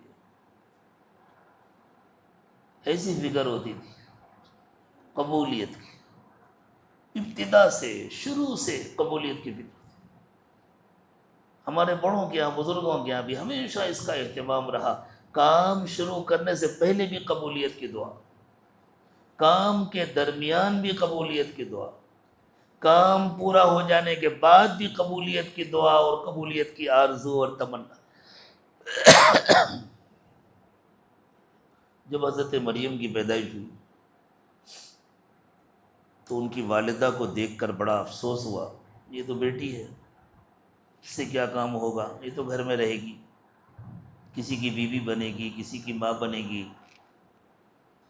لیکن میرے شوہر کی جو تمنا تھی کہ دین کی خدمت ہو، وہ تو اس سے نہیں ہو سکے گی. تو انہوں نے بڑی حسرت کے ساتھ کہا، ربی انی وضعتها انثی. اللہ میں نے تو بیٹی کو جنم دیا ہے، واللہ اعلم بما وضعت، اللہ کو تو پہلے سے معلوم تھا کس کو جنم دیا ہے، اللہ ہی نے تو بنایا تھا۔ وَلَيْسَ الذَّكَرُ كَالْأُنثَىٰ، اللہ فرما رہے ہیں ہمیں اس بیٹی سے جو کام لینا ہے وہ کوئی بیٹا کر ہی نہیں سکتا، ہم نے کام کے لیے اس بیٹی کو منتخب کیا ہے۔ پھر اللہ تعالیٰ مہر لگا رہے ہیں اپنی قبولیت کی حضرت مریم کے سلسلے میں، اور فرماتے ہیں فَتَقَبَّلَهَا رَبُّهَا بِقَبُولٍ حَسَنٍ، حضرت مریم کو ان کے رب نے قبول کر لیا۔ وَأَنبَتَهَا نَبَاتًا حَسَنًا، حسن قبولیت بھی عطا فرما دی، حسن نشو و نما بھی عطا فرما دیا، اپنی نگرانی میں ان کو بڑا کیا۔ پھر ان سے کیسا کام لیا کہ کنواری مریم کو ماں بنایا، اپنی خاص نشانی حضرت عیسیٰ علیہ السلام کا، حضرت عیسیٰ کی ماں بنی حضرت مریم علیہم السلام۔ تو آپ دیکھیں کتنی فکر تھی حضرت مریم کی والدہ محترمہ کو، قبولیت کی کتنی فکر تھی، اور پھر اللہ تعالیٰ نے کس طرح قبولیت کی مہر لگائی، منتخب فرمایا اور ارشاد فرمایا یا مریم ان اللہ اصطفاکی، مریم تمہیں اللہ نے چنا ہے، وطہرکی، تم کو پاک و صاف کیا ہے، واصطفاکی علی نساء العالمین، اور دنیا کی عورتوں کے اوپر تم کو ایک خاص مقام عطا کیا۔ جب اللہ تعالیٰ کسی کو قبول فرما لیتے ہیں تو پھر اس کا یہ حال ہوتا ہے۔ اب دیکھیں دنیا میں کتنے محدثین گزرے ہیں، کتنے علماء گزرے ہیں، انہوں نے کتنی خدمات انجام دی ہیں، لیکن اللہ تعالیٰ نے سیدنا امام بخاری رحمۃ اللہ علیہ کو محدثین کے درمیان جو قبولیت عطا فرمائی ہے، ان کی تصنیف صحیح بخاری کو جو قبولیت عطا فرمائی ہے وہ کسی اور کتاب کا حصہ نہیں ہے۔ حالانکہ حسن ترتیب کے اعتبار سے علماء کہتے ہیں، ہم تو طالب علم ہیں، علماء کی باتیں نقل کر دیتے ہیں، علماء کہتے ہیں کہ صحیح مسلم صحیح بخاری پر فائق ہے، لیکن جو قبولیت بخاری کو ملی ہے وہ مسلم کو بھی نہیں ملی۔ ائمہ مجتہدین میں جو قبولیت سیدنا امام ابو حنیفہ رحمۃ اللہ علیہ کو ملی وہ کسی کو نہیں ملی۔ دنیا میں مسلمانوں کی اکثریت امام ابو حنیفہ رحمۃ اللہ علیہ کی فقہ پر عمل کرتی ہے۔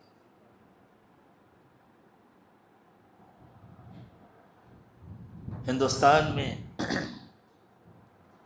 مغلوں کے دور حکومت میں فقہ حنفی قانون تھا، سلطنت عثمانیہ میں فقہ حنفی قانون تھا، سلطنت عباسیہ میں فقہ حنفی قانون تھا، اور جو فقہ حنفی کی اتنی مخالفت کی گئی گزشتہ زمانوں میں، سلطنت عثمانیہ کو توڑنے کے بعد، وہ اصل میں فقہ حنفی کی مخالفت نہیں تھی، وہ فقہ حنفی کی آڑ میں اسلام کی مخالفت تھی، اسلام کو مٹانے کی کوششیں تھیں، اور انشاءاللہ ایسی کوئی کوشش کامیاب نہیں ہوگی۔ تو یہ قبولیت اللہ تعالیٰ جسے چاہتے ہیں عطا فرماتے ہیں، اس کا یہ مطلب نہیں ہے کہ دوسرے محدثین دوسرے علماء اللہ کے ہاں مقبول نہیں ہیں، سب مقبول ہیں۔ اس کا یہ مطلب نہیں ہے کہ دوسری فقہیں مقبول نہیں ہیں، وہ سب مقبول ہیں، لیکن جو مقام اللہ تعالیٰ نے فقہ حنفی کو عطا فرمایا، جو مقام اللہ نے امام ابو حنیفہ رحمۃ اللہ علیہ کو عطا فرمایا، جو مقام اللہ نے امام بخاری رحمۃ اللہ علیہ کو عطا فرمایا، وہ بس انہی کا حصہ ہے۔ پوری دنیا میں مدارس کتنے ہیں؟ پہلے بھی تھے، بعد میں بھی ہوئے۔ دارالعلوم دیوبند کے قیام سے پہلے بھی مدارس تھے۔ جامعہ ازہر کتنا بڑا ادارہ ہے، لیکن اللہ تعالیٰ نے جو قبولیت دارالعلوم دیوبند کو عطا فرمائی ہے وہ کسی اور کے حصے میں نہیں ہے۔ اس زمانے میں ہمارے کئی بزرگ ایسے ہیں، ہمارے حضرت پیر صاحب بھی ہیں، حضرت مفتی تقی عثمانی صاحب بھی ہیں، کئی بزرگ ایسے ہیں جن کو اللہ تعالیٰ نے تقریباً ساری دنیا میں جانے کا موقع دیا۔ حضرت پیر صاحب نے تو صاف فرمایا کہ میں نے مشرق بھی دیکھا، مغرب بھی دیکھا، شمال بھی دیکھا، جنوب بھی دیکھا، آسٹریلیا بھی دیکھا، افریقہ بھی دیکھا، ایشیا بھی دیکھا، یورپ بھی دیکھا، امریکہ بھی دیکھا۔ وہاں بھی گئے جہاں صرف برف ہی برف ہوتی ہے، جہاں برف کھود کر اندر پانی نکال کر وضو کرنا پڑتا ہے، بدن جم جاتا ہے اس پانی سے، جہاں ہوٹلوں میں برف سے بنی ہوئی ٹرے میں کھانا آتا ہے، برف سے بنی ہوئی، جہاں مکانات بھی برف کے ہوتے ہیں، فرش بھی برف کا، دیواریں بھی برف کی، چھتیں بھی برف کی، دروازے بھی برف، اور وہ برف گلتی نہیں، جیسے لکڑی کو کاٹ لیتے ہیں نا، ایسے وہ اتنی سخت ہوتی ہے، وہاں اتنی ٹھنڈک ہوتی ہے، وہ برف ایسا خطرہ نہیں کہ دروازہ لگائیں گے اور وہ بہہ جائے گا، بہتی ہی نہیں۔ حضرت پیر صاحب نے فرمایا ایک جگہ ہم لوگوں نے چادر بچھا کر برف کے اوپر نماز پڑھی، نماز پڑھنے کے بعد ہم نے چادر اٹھائی تو چادر بھیگی نہیں تھی، وہ برف اتنی سخت تھی وہ ذرا بھی گلی ہی نہیں کہ اس کا پانی لگ جاتا۔ لیکن ان دونوں بزرگوں نے فرمایا، مفتی تقی عثمانی صاحب نے اپنے سفر نامے میں بھی صاف صاف لکھا، حضرت پیر صاحب نے بھی اپنے مختلف بیانات میں یہ بات ارشاد فرمائی کہ ہم دنیا میں جہاں بھی گئے، دارالعلوم دیوبند کا کوئی نہ کوئی فیض یافتہ وہاں پہلے سے موجود تھا اور اللہ کے دین کی خدمت کر رہا تھا۔ یہ قبولیت ہے جو اللہ کی طرف سے بنتی۔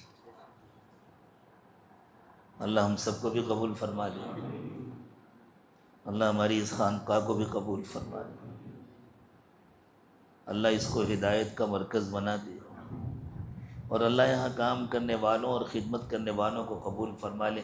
جب یہ فکر لگ جاتی ہے کہ میں اللہ کے یہاں کیسے قبول ہوں گا، تو پھر نظر دوسروں کی طرف نہیں اٹھتی،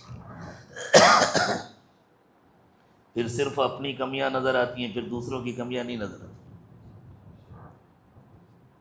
پھر اپنی بڑائی کا خیال دل سے نکل جاتا ہے، پھر لوگ میرے متعلق ہو جائیں، میرے معتقد ہو جائیں، میرے مرید ہو جائیں، میرے گروپ میں آ جائیں، میری پارٹی میں آ جائیں، یہ نکل جاتا ہے، ہر وقت اس کا غم سوار رہتا ہے، اللہ کے یہاں کیا ہوگا، اللہ کے یہاں کیا ہوگا، اور پھر سب کچھ اللہ اپنے اختیار سے کرتے ہیں، پھر اللہ دلوں کو متوجہ بھی فرماتے ہیں، پھر اللہ اٹکے ہوئے کام بناتے ہیں، الجھے ہوئے کام سلجھاتے ہیں، پریشانیوں سے بچاتے ہیں، لیکن سب کچھ اللہ تعالیٰ خود کرتے ہیں۔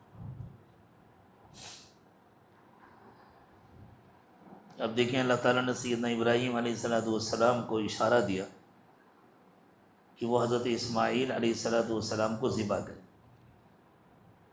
اشارہ دیا، صراحتاً حکم نہیں دیا۔ صراحتاً حکم کے بعد کوئی عام مومن بھی انکار نہیں کر سکتا، پیغمبر کیسے انکار کرے؟ تو یہ بھی ان کا بڑا امتحان تھا، اشارہ دیا۔ انہوں نے اپنے صاحبزادے سے مشورہ کیا، صاحبزادے نے کہا آپ اللہ کے نبی ہیں، آپ کا خواب اللہ کا حکم ہے، آپ میری جان کی پرواہ نہ کریں، میں اپنی جان قربان کر دوں گا اللہ کے نام پر، آپ مجھے ذبح کر دیں، میں اللہ کے لیے سب کچھ برداشت کر لوں گا۔ اللہ، لیکن ابا ایک کام کریں،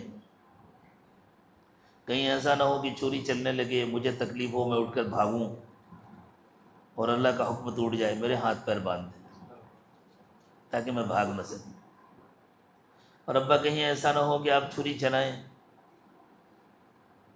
اور اس وقت مجھے جو تکلیف ہو آپ اس کو دیکھیں اور آپ کا ہاتھ رک جائے، اس لیے ابا آپ اپنی آنکھ پر پٹی باندھیں۔ حضرت اسماعیل مشورہ دے، میرے ہاتھ پیر باندھ دیجیے، اپنی آنکھوں میں پٹی باندھی۔ اللہ تعالیٰ نے خود گواہی دی، ان ھذا لہو البلاء المبین، یہ بہت بڑا امتحان تھا، لیکن پھر اللہ نے کیسا قبول فرمایا، کیسا قبول فرمایا، ان کو خوشخبری دی تم کامیاب ہو گئے، اور قیامت تک اس کا فدیہ جاری رہے۔ وَفَدَيْنَاهُ بِذِبْحٍ عَظِيمٍ، ایک جانور تو اس وقت قربان ہوا حضرت اسماعیل علیہ السلام کا فدیہ اللہ تعالیٰ نے بنایا ایک جانور کو، لیکن تنہا وہ جانور نہیں، قیامت تک بقرعید کے موقع پر منی میں جتنے جانور قربان کیے جاتے ہیں، حجاج کرام جتنے قربان کرتے ہیں، اور ساری دنیا میں جتنی قربانیاں ہوتی ہیں، وہ ساری قربانیاں حضرت اسماعیل علیہ السلام کا فدیہ ہیں۔ ان سب کو قرآن نے ذبح عظیم کہا، ایک بہت بڑا ذبیحہ، یعنی ذبیحہ کا ایک بہت بڑا سلسلہ ہے جس کو ہم نے اسماعیل کا فدیہ بنا دیا۔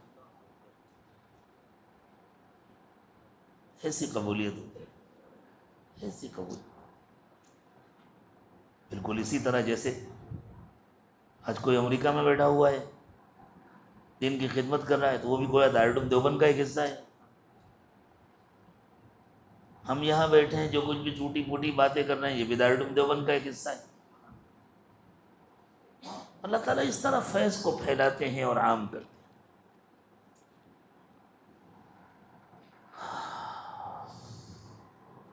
اللہ تعالیٰ نے حضرت ابراہیم علیہ السلام کو سلام بھیجا، سلام علی ابراہیم۔ گویا ہم اپنی زبان میں کہیں کہ ابراہیم شاباش ہو تم کو، کیسی بندگی کا مظاہرہ کیا، کیسا کلمہ، کیسا ہمارا کہنا مانا۔ اللہ ہم سب کو بھی ایسی بندگی نصیب فرمائے، اللہ ایسی اطاعت و فرما برداری نصیب فرمائے۔ حضرت حاجرہ نے غربت اور مسافرت اور ہجرت کو برداشت کیا اللہ کی خاطر۔ حضرت ابراہیم علیہ السلام نے جب اللہ کے حکم پر حضرت حاجرہ اور حضرت اسماعیل کو لا کر اس مقام پر چھوڑ دیا جہاں آج مکہ مکرمہ آباد ہے، پانی ختم ہو گیا، کھانا ختم ہو گیا، حضرت اسماعیل علیہ السلام بھوک و پیاس سے تڑپنے لگے، کھانا پانی نہ ہونے کی وجہ سے حضرت حاجرہ کی چھاتی بھی سوکھ گئی، تو بیٹے کی محبت میں بے قرار ہو کر حضرت حاجرہ نے پانی تلاش کرنا شروع کیا اور صفا اور مروہ کے درمیان چکر لگایا۔ اور اس زمانے میں یہ دونوں پہاڑیاں تھیں اور درمیان کا حصہ کچھ ڈھلان کا تھا، تو جب اس حصے میں جاتی حضرت حاجرہ تو حضرت اسماعیل نظر نہیں آتے تھے، تو اس حصے کو دوڑ کر پار کرتی تھی۔ پھر جب تھوڑا سا اوپر چلی جاتی تھی اور حضرت اسماعیل نظر آتے تھے تو حضرت اسماعیل پر نظر رکھتے رکھتے وہ مروہ تک جاتی اور وہاں جا کر چڑھ کر ادھر ادھر دیکھتی کہ شاید کوئی نظر آ جائے۔ اللہ تعالیٰ نے ان کے اس عمل کو کیسے قبول فرمایا، ان کے اس دوڑنے کو کیسے قبول فرمایا، قیامت تک کے لیے ان کے اس عمل کو زندہ کر دیا، باقی کر دیا۔ اب جو بھی حج کرنے جائے گا، عمرہ کرنے جائے گا، جب تک وہ صفا اور مروہ کے درمیان چکر نہیں لگائے گا، نہ اس کا حج مکمل ہوگا، نہ اس کا عمرہ مکمل ہوگا۔ اور پھر صفا سے مروہ کی طرف جاتے ہوئے اور مروہ سے صفا کی طرف آتے ہوئے جتنے حصے میں حضرت حاجرہ دوڑی تھی، ہر مرد کو حکم ہے تم بھی اتنے حصے میں دوڑو۔ عورتوں کو دوڑنے کی اجازت نہیں ہے، اس لیے کہ اس میں بے پردگی کا خطرہ ہے۔ عورت کے لیے تو زیادہ سے زیادہ پردے کا اہتمام۔ اور ہمارے ایک دوست نے بڑی خوبصورت بات کہی، انہوں نے کہا عورتوں کی طرف سے تو حضرت حاجرہ دوڑ چکی، اب مردوں کو ان کی نقل کرنے کی ضرورت ہے۔ بہت پیاری تعویل ہے، اللہ قبول فرمائے۔ حضرت سلیمان علیہ السلام ایک مرتبہ سفر فرما رہے تھے، ایک چیونٹیوں کا علاقہ تھا، حتی اذا اتوا علی واد النمل، چیونٹیوں کی وادی، چیونٹیوں کا علاقہ، چیونٹیوں کی بستی، وہاں سے گزر ہوا۔ ایک چیونٹی جو بقیہ چیونٹیوں کی سردار تھی، اس نے اپنی قوم کے بقیہ افراد کو آواز دی، یا ایھا النمل ادخلوا مساکنکم، چیونٹیوں اپنے بلوں کے اندر چلی جاؤ۔ جلدی جلدی اندر چلی جاؤ۔ چیونٹیوں کے بل بڑے گہرے ہوتے ہیں۔ اس زمانے میں چیونٹیوں کی آبادیوں پر جو تحقیقات کی گئی ان سے معلوم ہوا کہ وہ زمین کے نیچے 8 سے 10 فٹ کی گہرائی میں اپنے مکانات بناتی ہیں۔ 8 سے 10 فٹ کی گہرائی، آپ اس میں نشان لگا کر کے اندازہ لگائیں کتنا ہو جاتا ہے۔ اور وہاں سے ایک ایک دانہ، چھوٹا چھوٹا سا مٹی کا دانہ چن چن کر لاتی ہیں، باہر پھینکتی ہیں، چن چن کر لاتی ہیں، باہر پھینکتی ہیں۔ اس طرح وہ کھود کر اپنا مکان بناتی ہیں۔ اس لیے بعض بزرگوں نے فرمایا طالب علموں کے لیے کہ اگر علم حاصل کرنا چاہتے ہو تو رات کے اندھیرے میں آخری پہر میں بیدار ہونے کی عادت بناؤ۔ بکور ان کا بکور الغراب، کوا بہت جلدی بیدار ہوتا ہے، ایسے اٹھو۔ اور جہد ان کا جہد النمل، چینٹی جیسی محنت کرو، ایک ایک دانہ علم کا، ایک ایک ذرہ جمع کرو، تب اللہ تعالیٰ تمہیں کچھ علم عطا فرمائیں گے۔ بڑی محنت کرنی پڑتی ہے تب کچھ ملتا ہے، اور پھر اللہ تعالیٰ کی طرف سے قبولیت مل جائے، کرم ہو جائے تو بندہ کچھ بنتا ہے، ورنہ ساری محنت کے بعد بھی کچھ نہیں بنتا۔ اس چونٹی نے اپنے قوم کے ساتھ ہمدردی کی۔ اللہ تعالیٰ کو اس کا یہ عمل کتنا اچھا لگا کہ اللہ تعالیٰ نے اس کی بات کو قیامت تک کے لیے زندہ کر دیا۔ جب قرآن پاک میں نقل کر دیا تو قیامت تک کے لیے زندہ ہو، اور اس سورت کا نام ہی رکھ دیا سورۃ النمل۔ اس سے بڑا کیا اعزاز ہو سکتا ہے؟ آج ہمارے کسی طالب علم کو، کسی بڑے کارکن کو، کسی قومی اور سماجی خدمت گزار کو صدر جمہوریہ کے ذریعے کوئی ایوارڈ مل جائے تو اس کی خوشی کے ٹھکانے نہیں ہوتے۔ وہ اس کو اپنے کمرے میں سجا کر کے رکھتا ہے، آنے والے دیکھیں صدر جمہوریہ کے ذریعے یہ ایوارڈ ملا تھا، یہ توصیفی سند ملی تھی۔ اس سے بڑا کیا ایوارڈ ہو سکتا ہے کہ اللہ تعالیٰ نے قرآن پاک میں سورت کا نام ہی رکھ دیا سورۃ النمل۔ تو چیونٹی کا یہ عمل اللہ کے یہاں قبول ہو گیا۔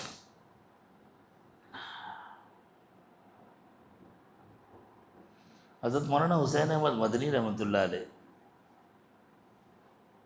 غریب گھرانے کے فرد تھے۔ شروع دور میں حج کے لیے تڑپتے تھے، بڑے بے چین ہوتے تھے، اور جب حج کا موسم آتا تھا تو گویا ہر وقت ان پر وہی فکر غالب رہتی۔ ایک ایک دن گزرتا، آج تو عشاق کا مینا میں مجمع ہوگا، حاجیوں کو عشاق کہتے تھے، اللہ کے دیوانوں کا، اللہ کے عاشقوں کا مینا میں مجمع ہوگا۔ اس وقت تو عشاق عرفات جا رہے ہوں گے، بس حاجیوں کو یاد کرتے تھے اور روتے تھے۔ لیکن پھر ان کی یہ تڑپ کیسی قبول ہوئی کہ اللہ تعالیٰ نے ان کو مدینہ منورہ پہنچایا، اور صرف مدینہ منورہ نہیں پہنچایا، مسجد نبوی میں مواجہہ شریف کے سامنے بیٹھ کر 18 سال مسلسل حدیث کا درس دینے کی سعادت نصیب فرمائی۔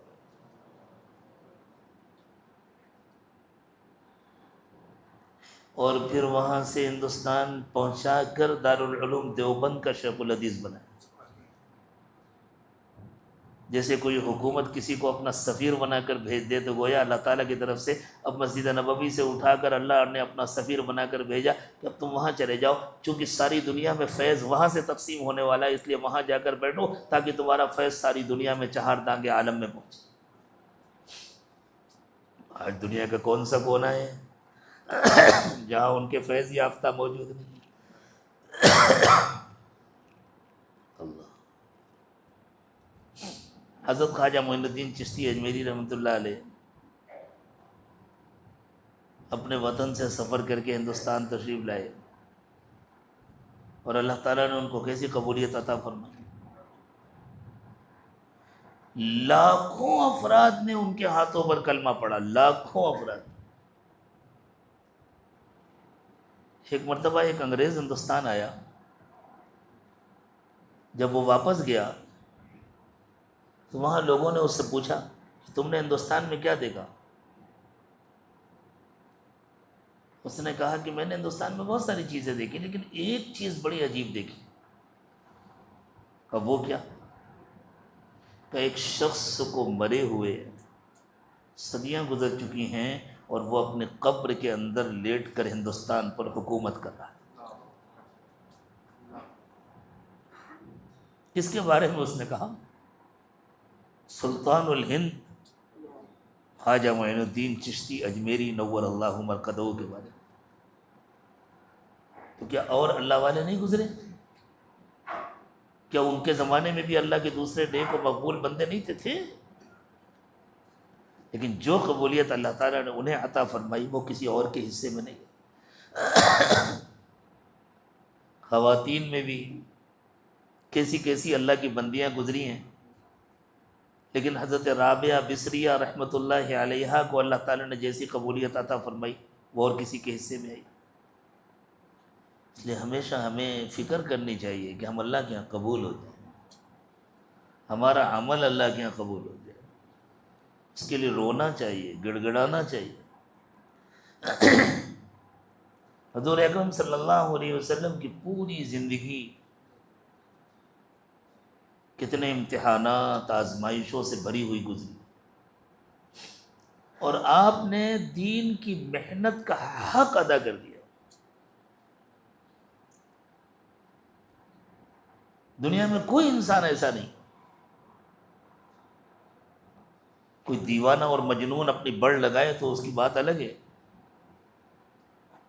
ورنہ جتنے بڑے انسان گزرے ہوئے کوئی ایسا نہیں ہے جو یہ دعویٰ کر سکے کہ میں جو کرنا چاہتا تھا میں نے پورا کر دیا۔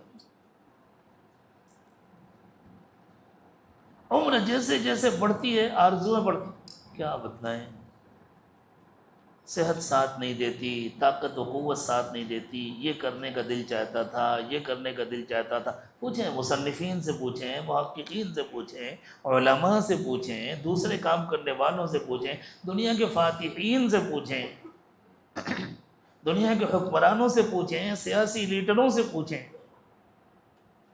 پوری دنیا کے نقشے میں صرف ایک نام ہے،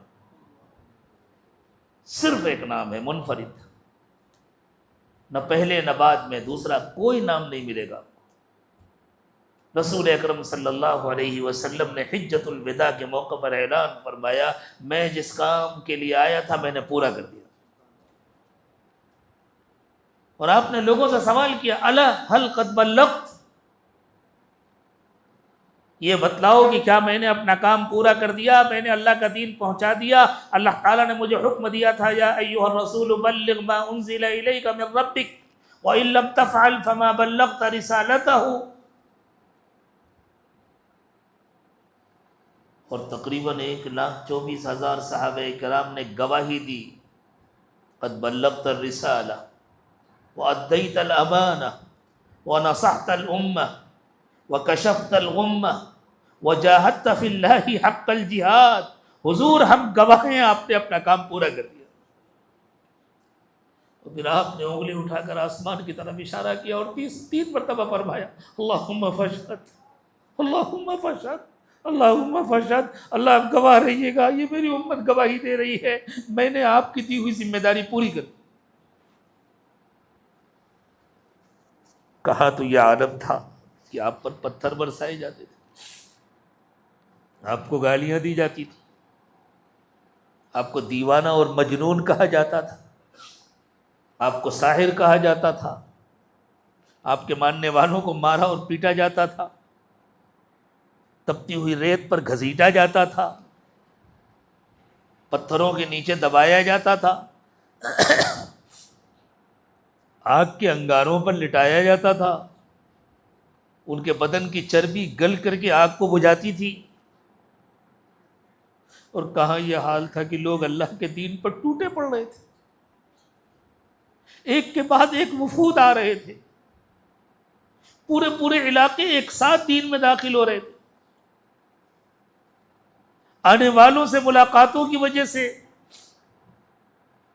اور ان کی محبت بھری نادانیوں کی وجہ سے آپ کو آرام کرنے کا موقع نہیں ملتا تھا.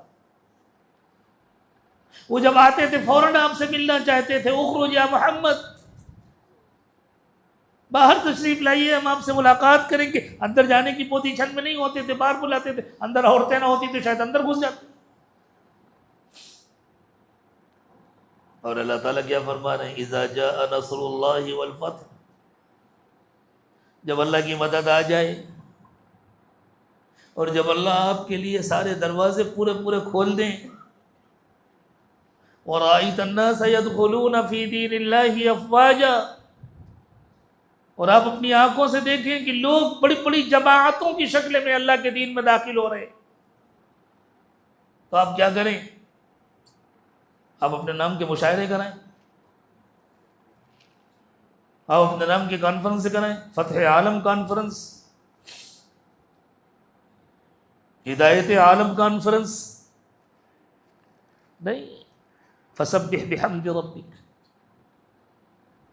تو آپ اللہ کے ذکر میں مصروف ہو جائیں، اللہ کی خوب تعریف کریں. واستغفر، اور اللہ سے معافی مانگیں.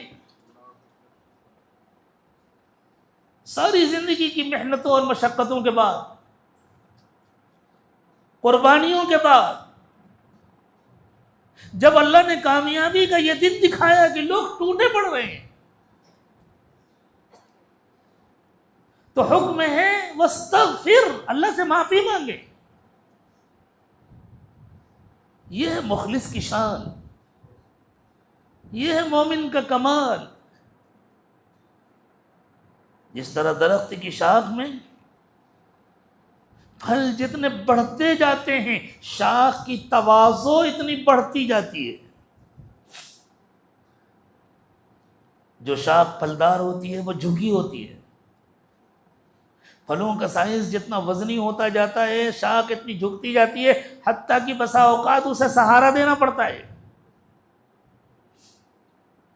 مومن سے اللہ تعالیٰ جتنا کام لیتے ہیں اتنا اس کی عاجزی بڑھتی ہے، اس کی تواضع بڑھتی ہے، اس میں بڑائی نہیں آتی.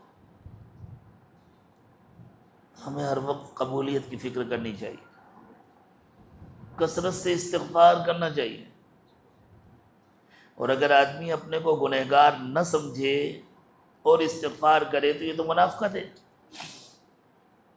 تو کثرت سے استغفار کرنا چاہیے. اس کا مطلب یہ ہے کہ ہمیں اپنی غلطیاں، اپنی کوتاہیاں تلاش کرنا چاہیے. اور حضرت امام ربانی مجدد الفسانی رحمۃ اللہ علیہ فرماتے ہیں کہ جب نسبت کا نور حاصل ہو جاتا ہے، جب اللہ تعالیٰ دل کو روشن کر دیتے ہیں، تو اللہ ایک خاص نعمت عطا فرماتے ہیں جس کا نام ہے دید قصور، کہ پھر اس کو اپنی کمیاں نظر آنے لگتی. جیسے دیکھیں ایک بند کمرے میں بیٹھے ہیں، کھلے کمرے میں بیٹھے، بالکل صاف ستھرا ہے، کوئی گندگی نظر نہیں آتی، کوئی گندگی کا ذرہ بھی نظر نہیں آتا، لیکن اس کمرے کو بند کر دیا جائے.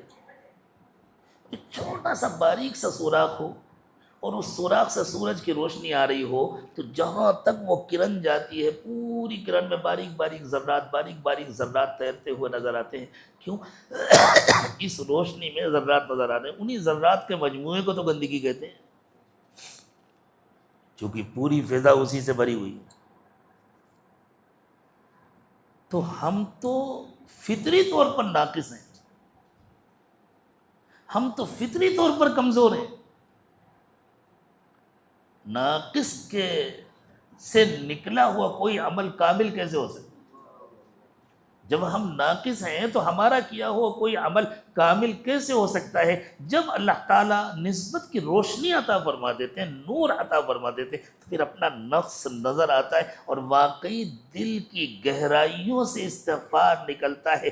اللہ ہمیں استغفار میں بھی منافقت سے محفوظ فرمائے. کتنے استغفار کرنے والے منافق ہوتے ہیں، وہ سمجھ ہمیں حکم ہے اس لیے ہم استغفار کر رہے ہیں، ہم تو بڑے کمال کے ہیں، ہم تو بہت بڑے ہیں. ایسے استغفار پر استغفار کی ضرورت ہے، ایسی معافی سے معافی مانگنے کی ضرورت ہے.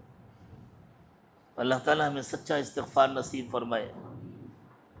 اللہ تعالی ہم کو اور ہماری محنتوں کو قبول فرمائے، اور اللہ ہر وقت ہمیں قبولیت کی فکر نصیب فرمائے۔ وآخر دعوانا ان الحمد للہ رب العالمین۔ انشاءاللہ توبہ کے کلمات پڑھائے جائیں گے۔ ہم سب سچی پکی توبہ کی نیت سے ان کلمات کو پڑھیں، پھر اللہ کی طرف متوجہ ہوں اور دعا کریں۔ بسم اللہ الرحمن الرحیم۔ لا الہ الا اللہ محمد الرسول اللہ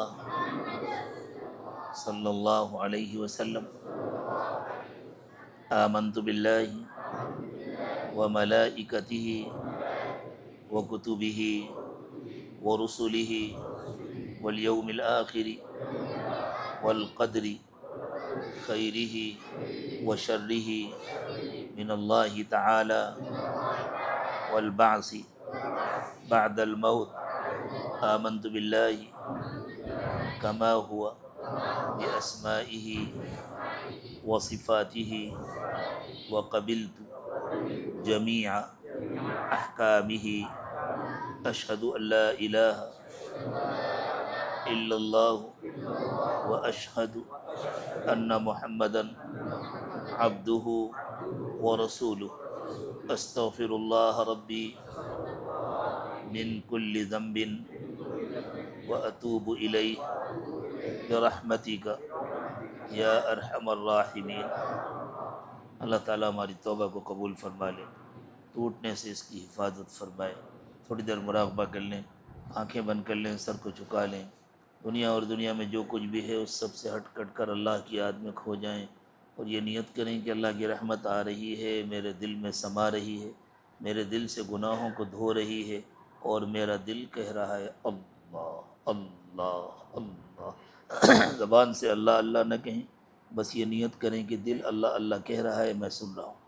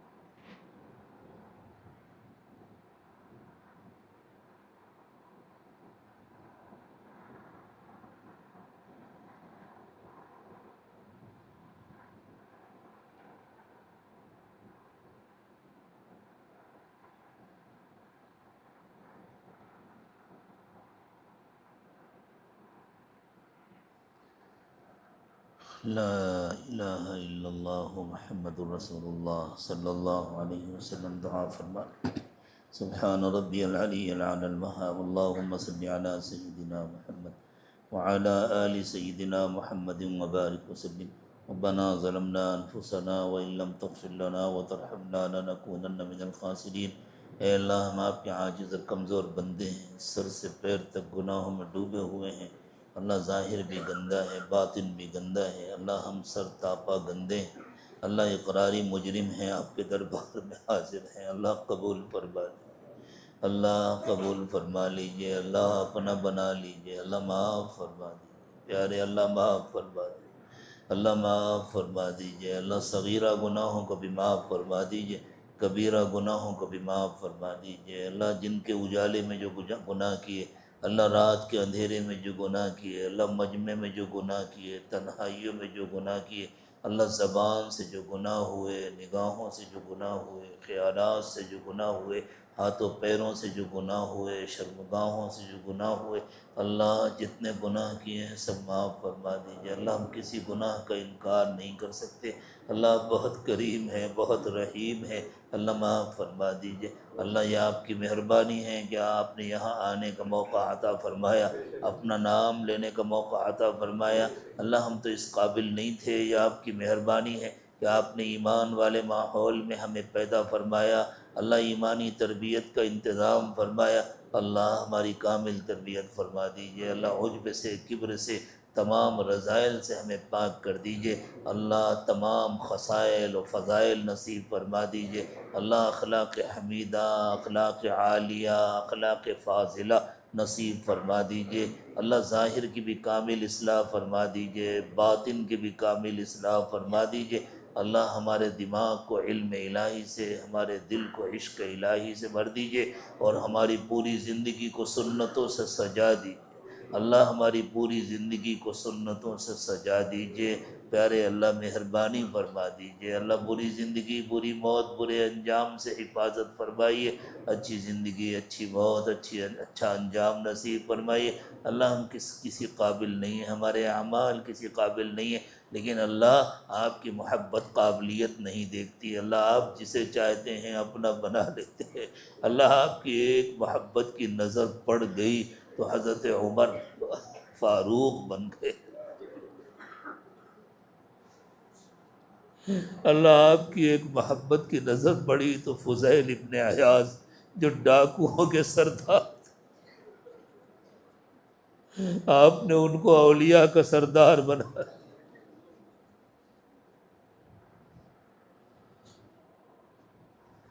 اللہ آپ کی ایک محبت کی نظر پڑ جاتی ہے تو دنیا کی شراب میں مست لوگوں کو آپ اپنی محبت کی شراب پلا دیتے ہیں، اپنے عشق کی شراب پلا دیتے ہیں،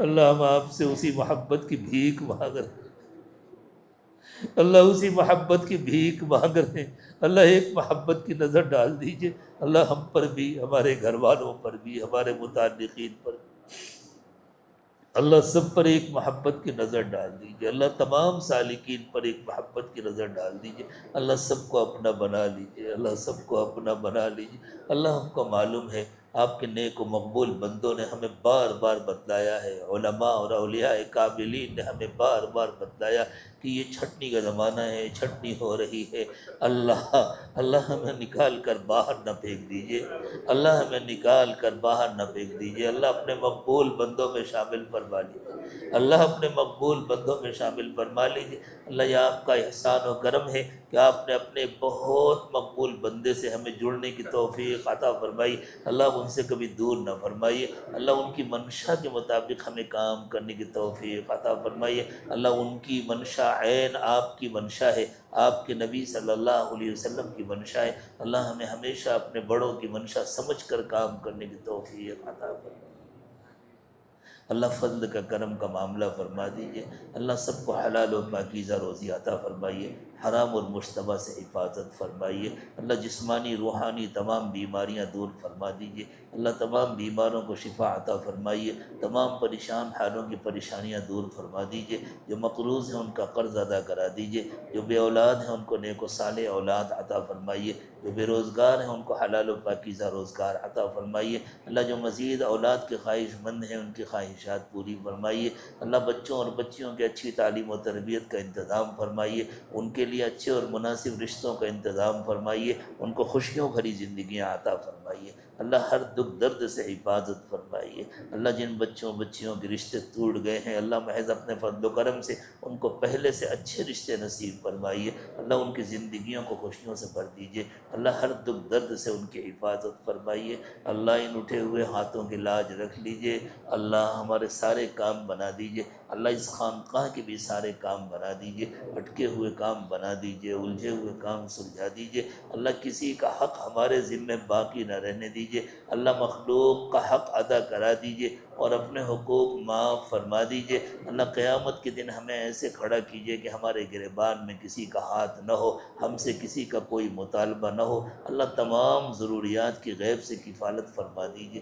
اللہ تمام ضروریات کی غیب سے کفالت فرما دیجیے۔ اللہ آنے والے حزب البحر کے اعتکاف کو قبولیت عطا فرمائیے، کامیابی نصیب فرمائیے، آسانیاں مہیا فرمائیے، ہر قسم کی رکاوٹیں دور فرمائیے، پریشانیاں دور فرمائیے۔ آنے والے مہمانوں کو خیر و عافیت سے لائیے، خیر و عافیت سے واپس لے جائیے۔ ابھی بھی جو مہمان آئے ہوئے ہیں اور آتے ہیں اللہ سب کو خیر و عافیت سے ان کے گھروں تک پہنچائیے اور پھر خیر و عافیت سے یہاں لائیے۔ اللہ مہربانی کا معاملہ فرما دیجیے۔ اللہ جتنی ضروریات ہیں ان کو پورا فرما دیجیے۔ اللہ مدرسوں کو قبول فرما لیجیے۔ اللہ پڑھنے والوں کو پڑھانے والوں کو قبول فرمائیے۔ اللہ خدمت کے شعبے کو بھی قبول فرما لیجیے۔ اللہ اس میں اور برکت عطا فرمائیے، اور برکت عطا فرمائیے۔ اللہ کام کو بھی قبول فرمائیے، کام کرنے والوں کو بھی قبول فرمائیے، اچھے افراد مہیا فرمائیے، آپس میں پیار و محبت اور جوڑ پیدا فرمائیے، آپس کے اختلافات سے حفاظت فرمائیے، آپس کے اختلافات سے حفاظت فرمائیے۔ اللہ ہمیں ہمیشہ اپنی کمیاں اپنی کوتاہیاں دیکھنے کی توفیق عطا فرمائیے۔ اللہ کامل تقوی عطا فرما دیجیے۔ اللہ ہمارے حضرت دامت برکاتہم کی عمر میں برکت عطا فرمائیے، صحت اور عافیت نصیب فرمائیے، ان کے گھر والوں کو خیر و عافیت سے رکھیے، ان کے بچوں کو خیر و عافیت سے رکھیے، اور اللہ ہمیں ہمیشہ حضرت کی دعاؤں میں اور حضرت کی توجہات میں پورا پورا حصہ نصیب فرمائیے۔ اللہ ہم سب کی عمروں میں برکت عطا فرمائیے۔ اللہ آخری سانس تک ہماری تمام طاقتیں اور قوتیں سلامت رکھیے۔ اللہ ایمان کامل نصیب فرمائیے، کامل تقوی نصیب فرمائیے، اپنی کامل محبت و معرفت نصیب فرمائیے، اور اللہ جب آپ کا مقرر کیا ہوا موت کا وقت آئے تو ہمیں کامل ایمان کے ساتھ دنیا سے اٹھائیے۔ اللہ ہمیں کامل ایمان کے ساتھ دنیا سے اٹھائیے۔ اللہ اس دنیا کو عدل و انصاف سے بھر دیجیے، ناانصافی اور ظلم کا خاتمہ فرما دیجیے۔ اللہ جو لوگ ناانصافی اور ظلم کے مقابلے میں کھڑے ہیں ان کی مدد فرمائیے۔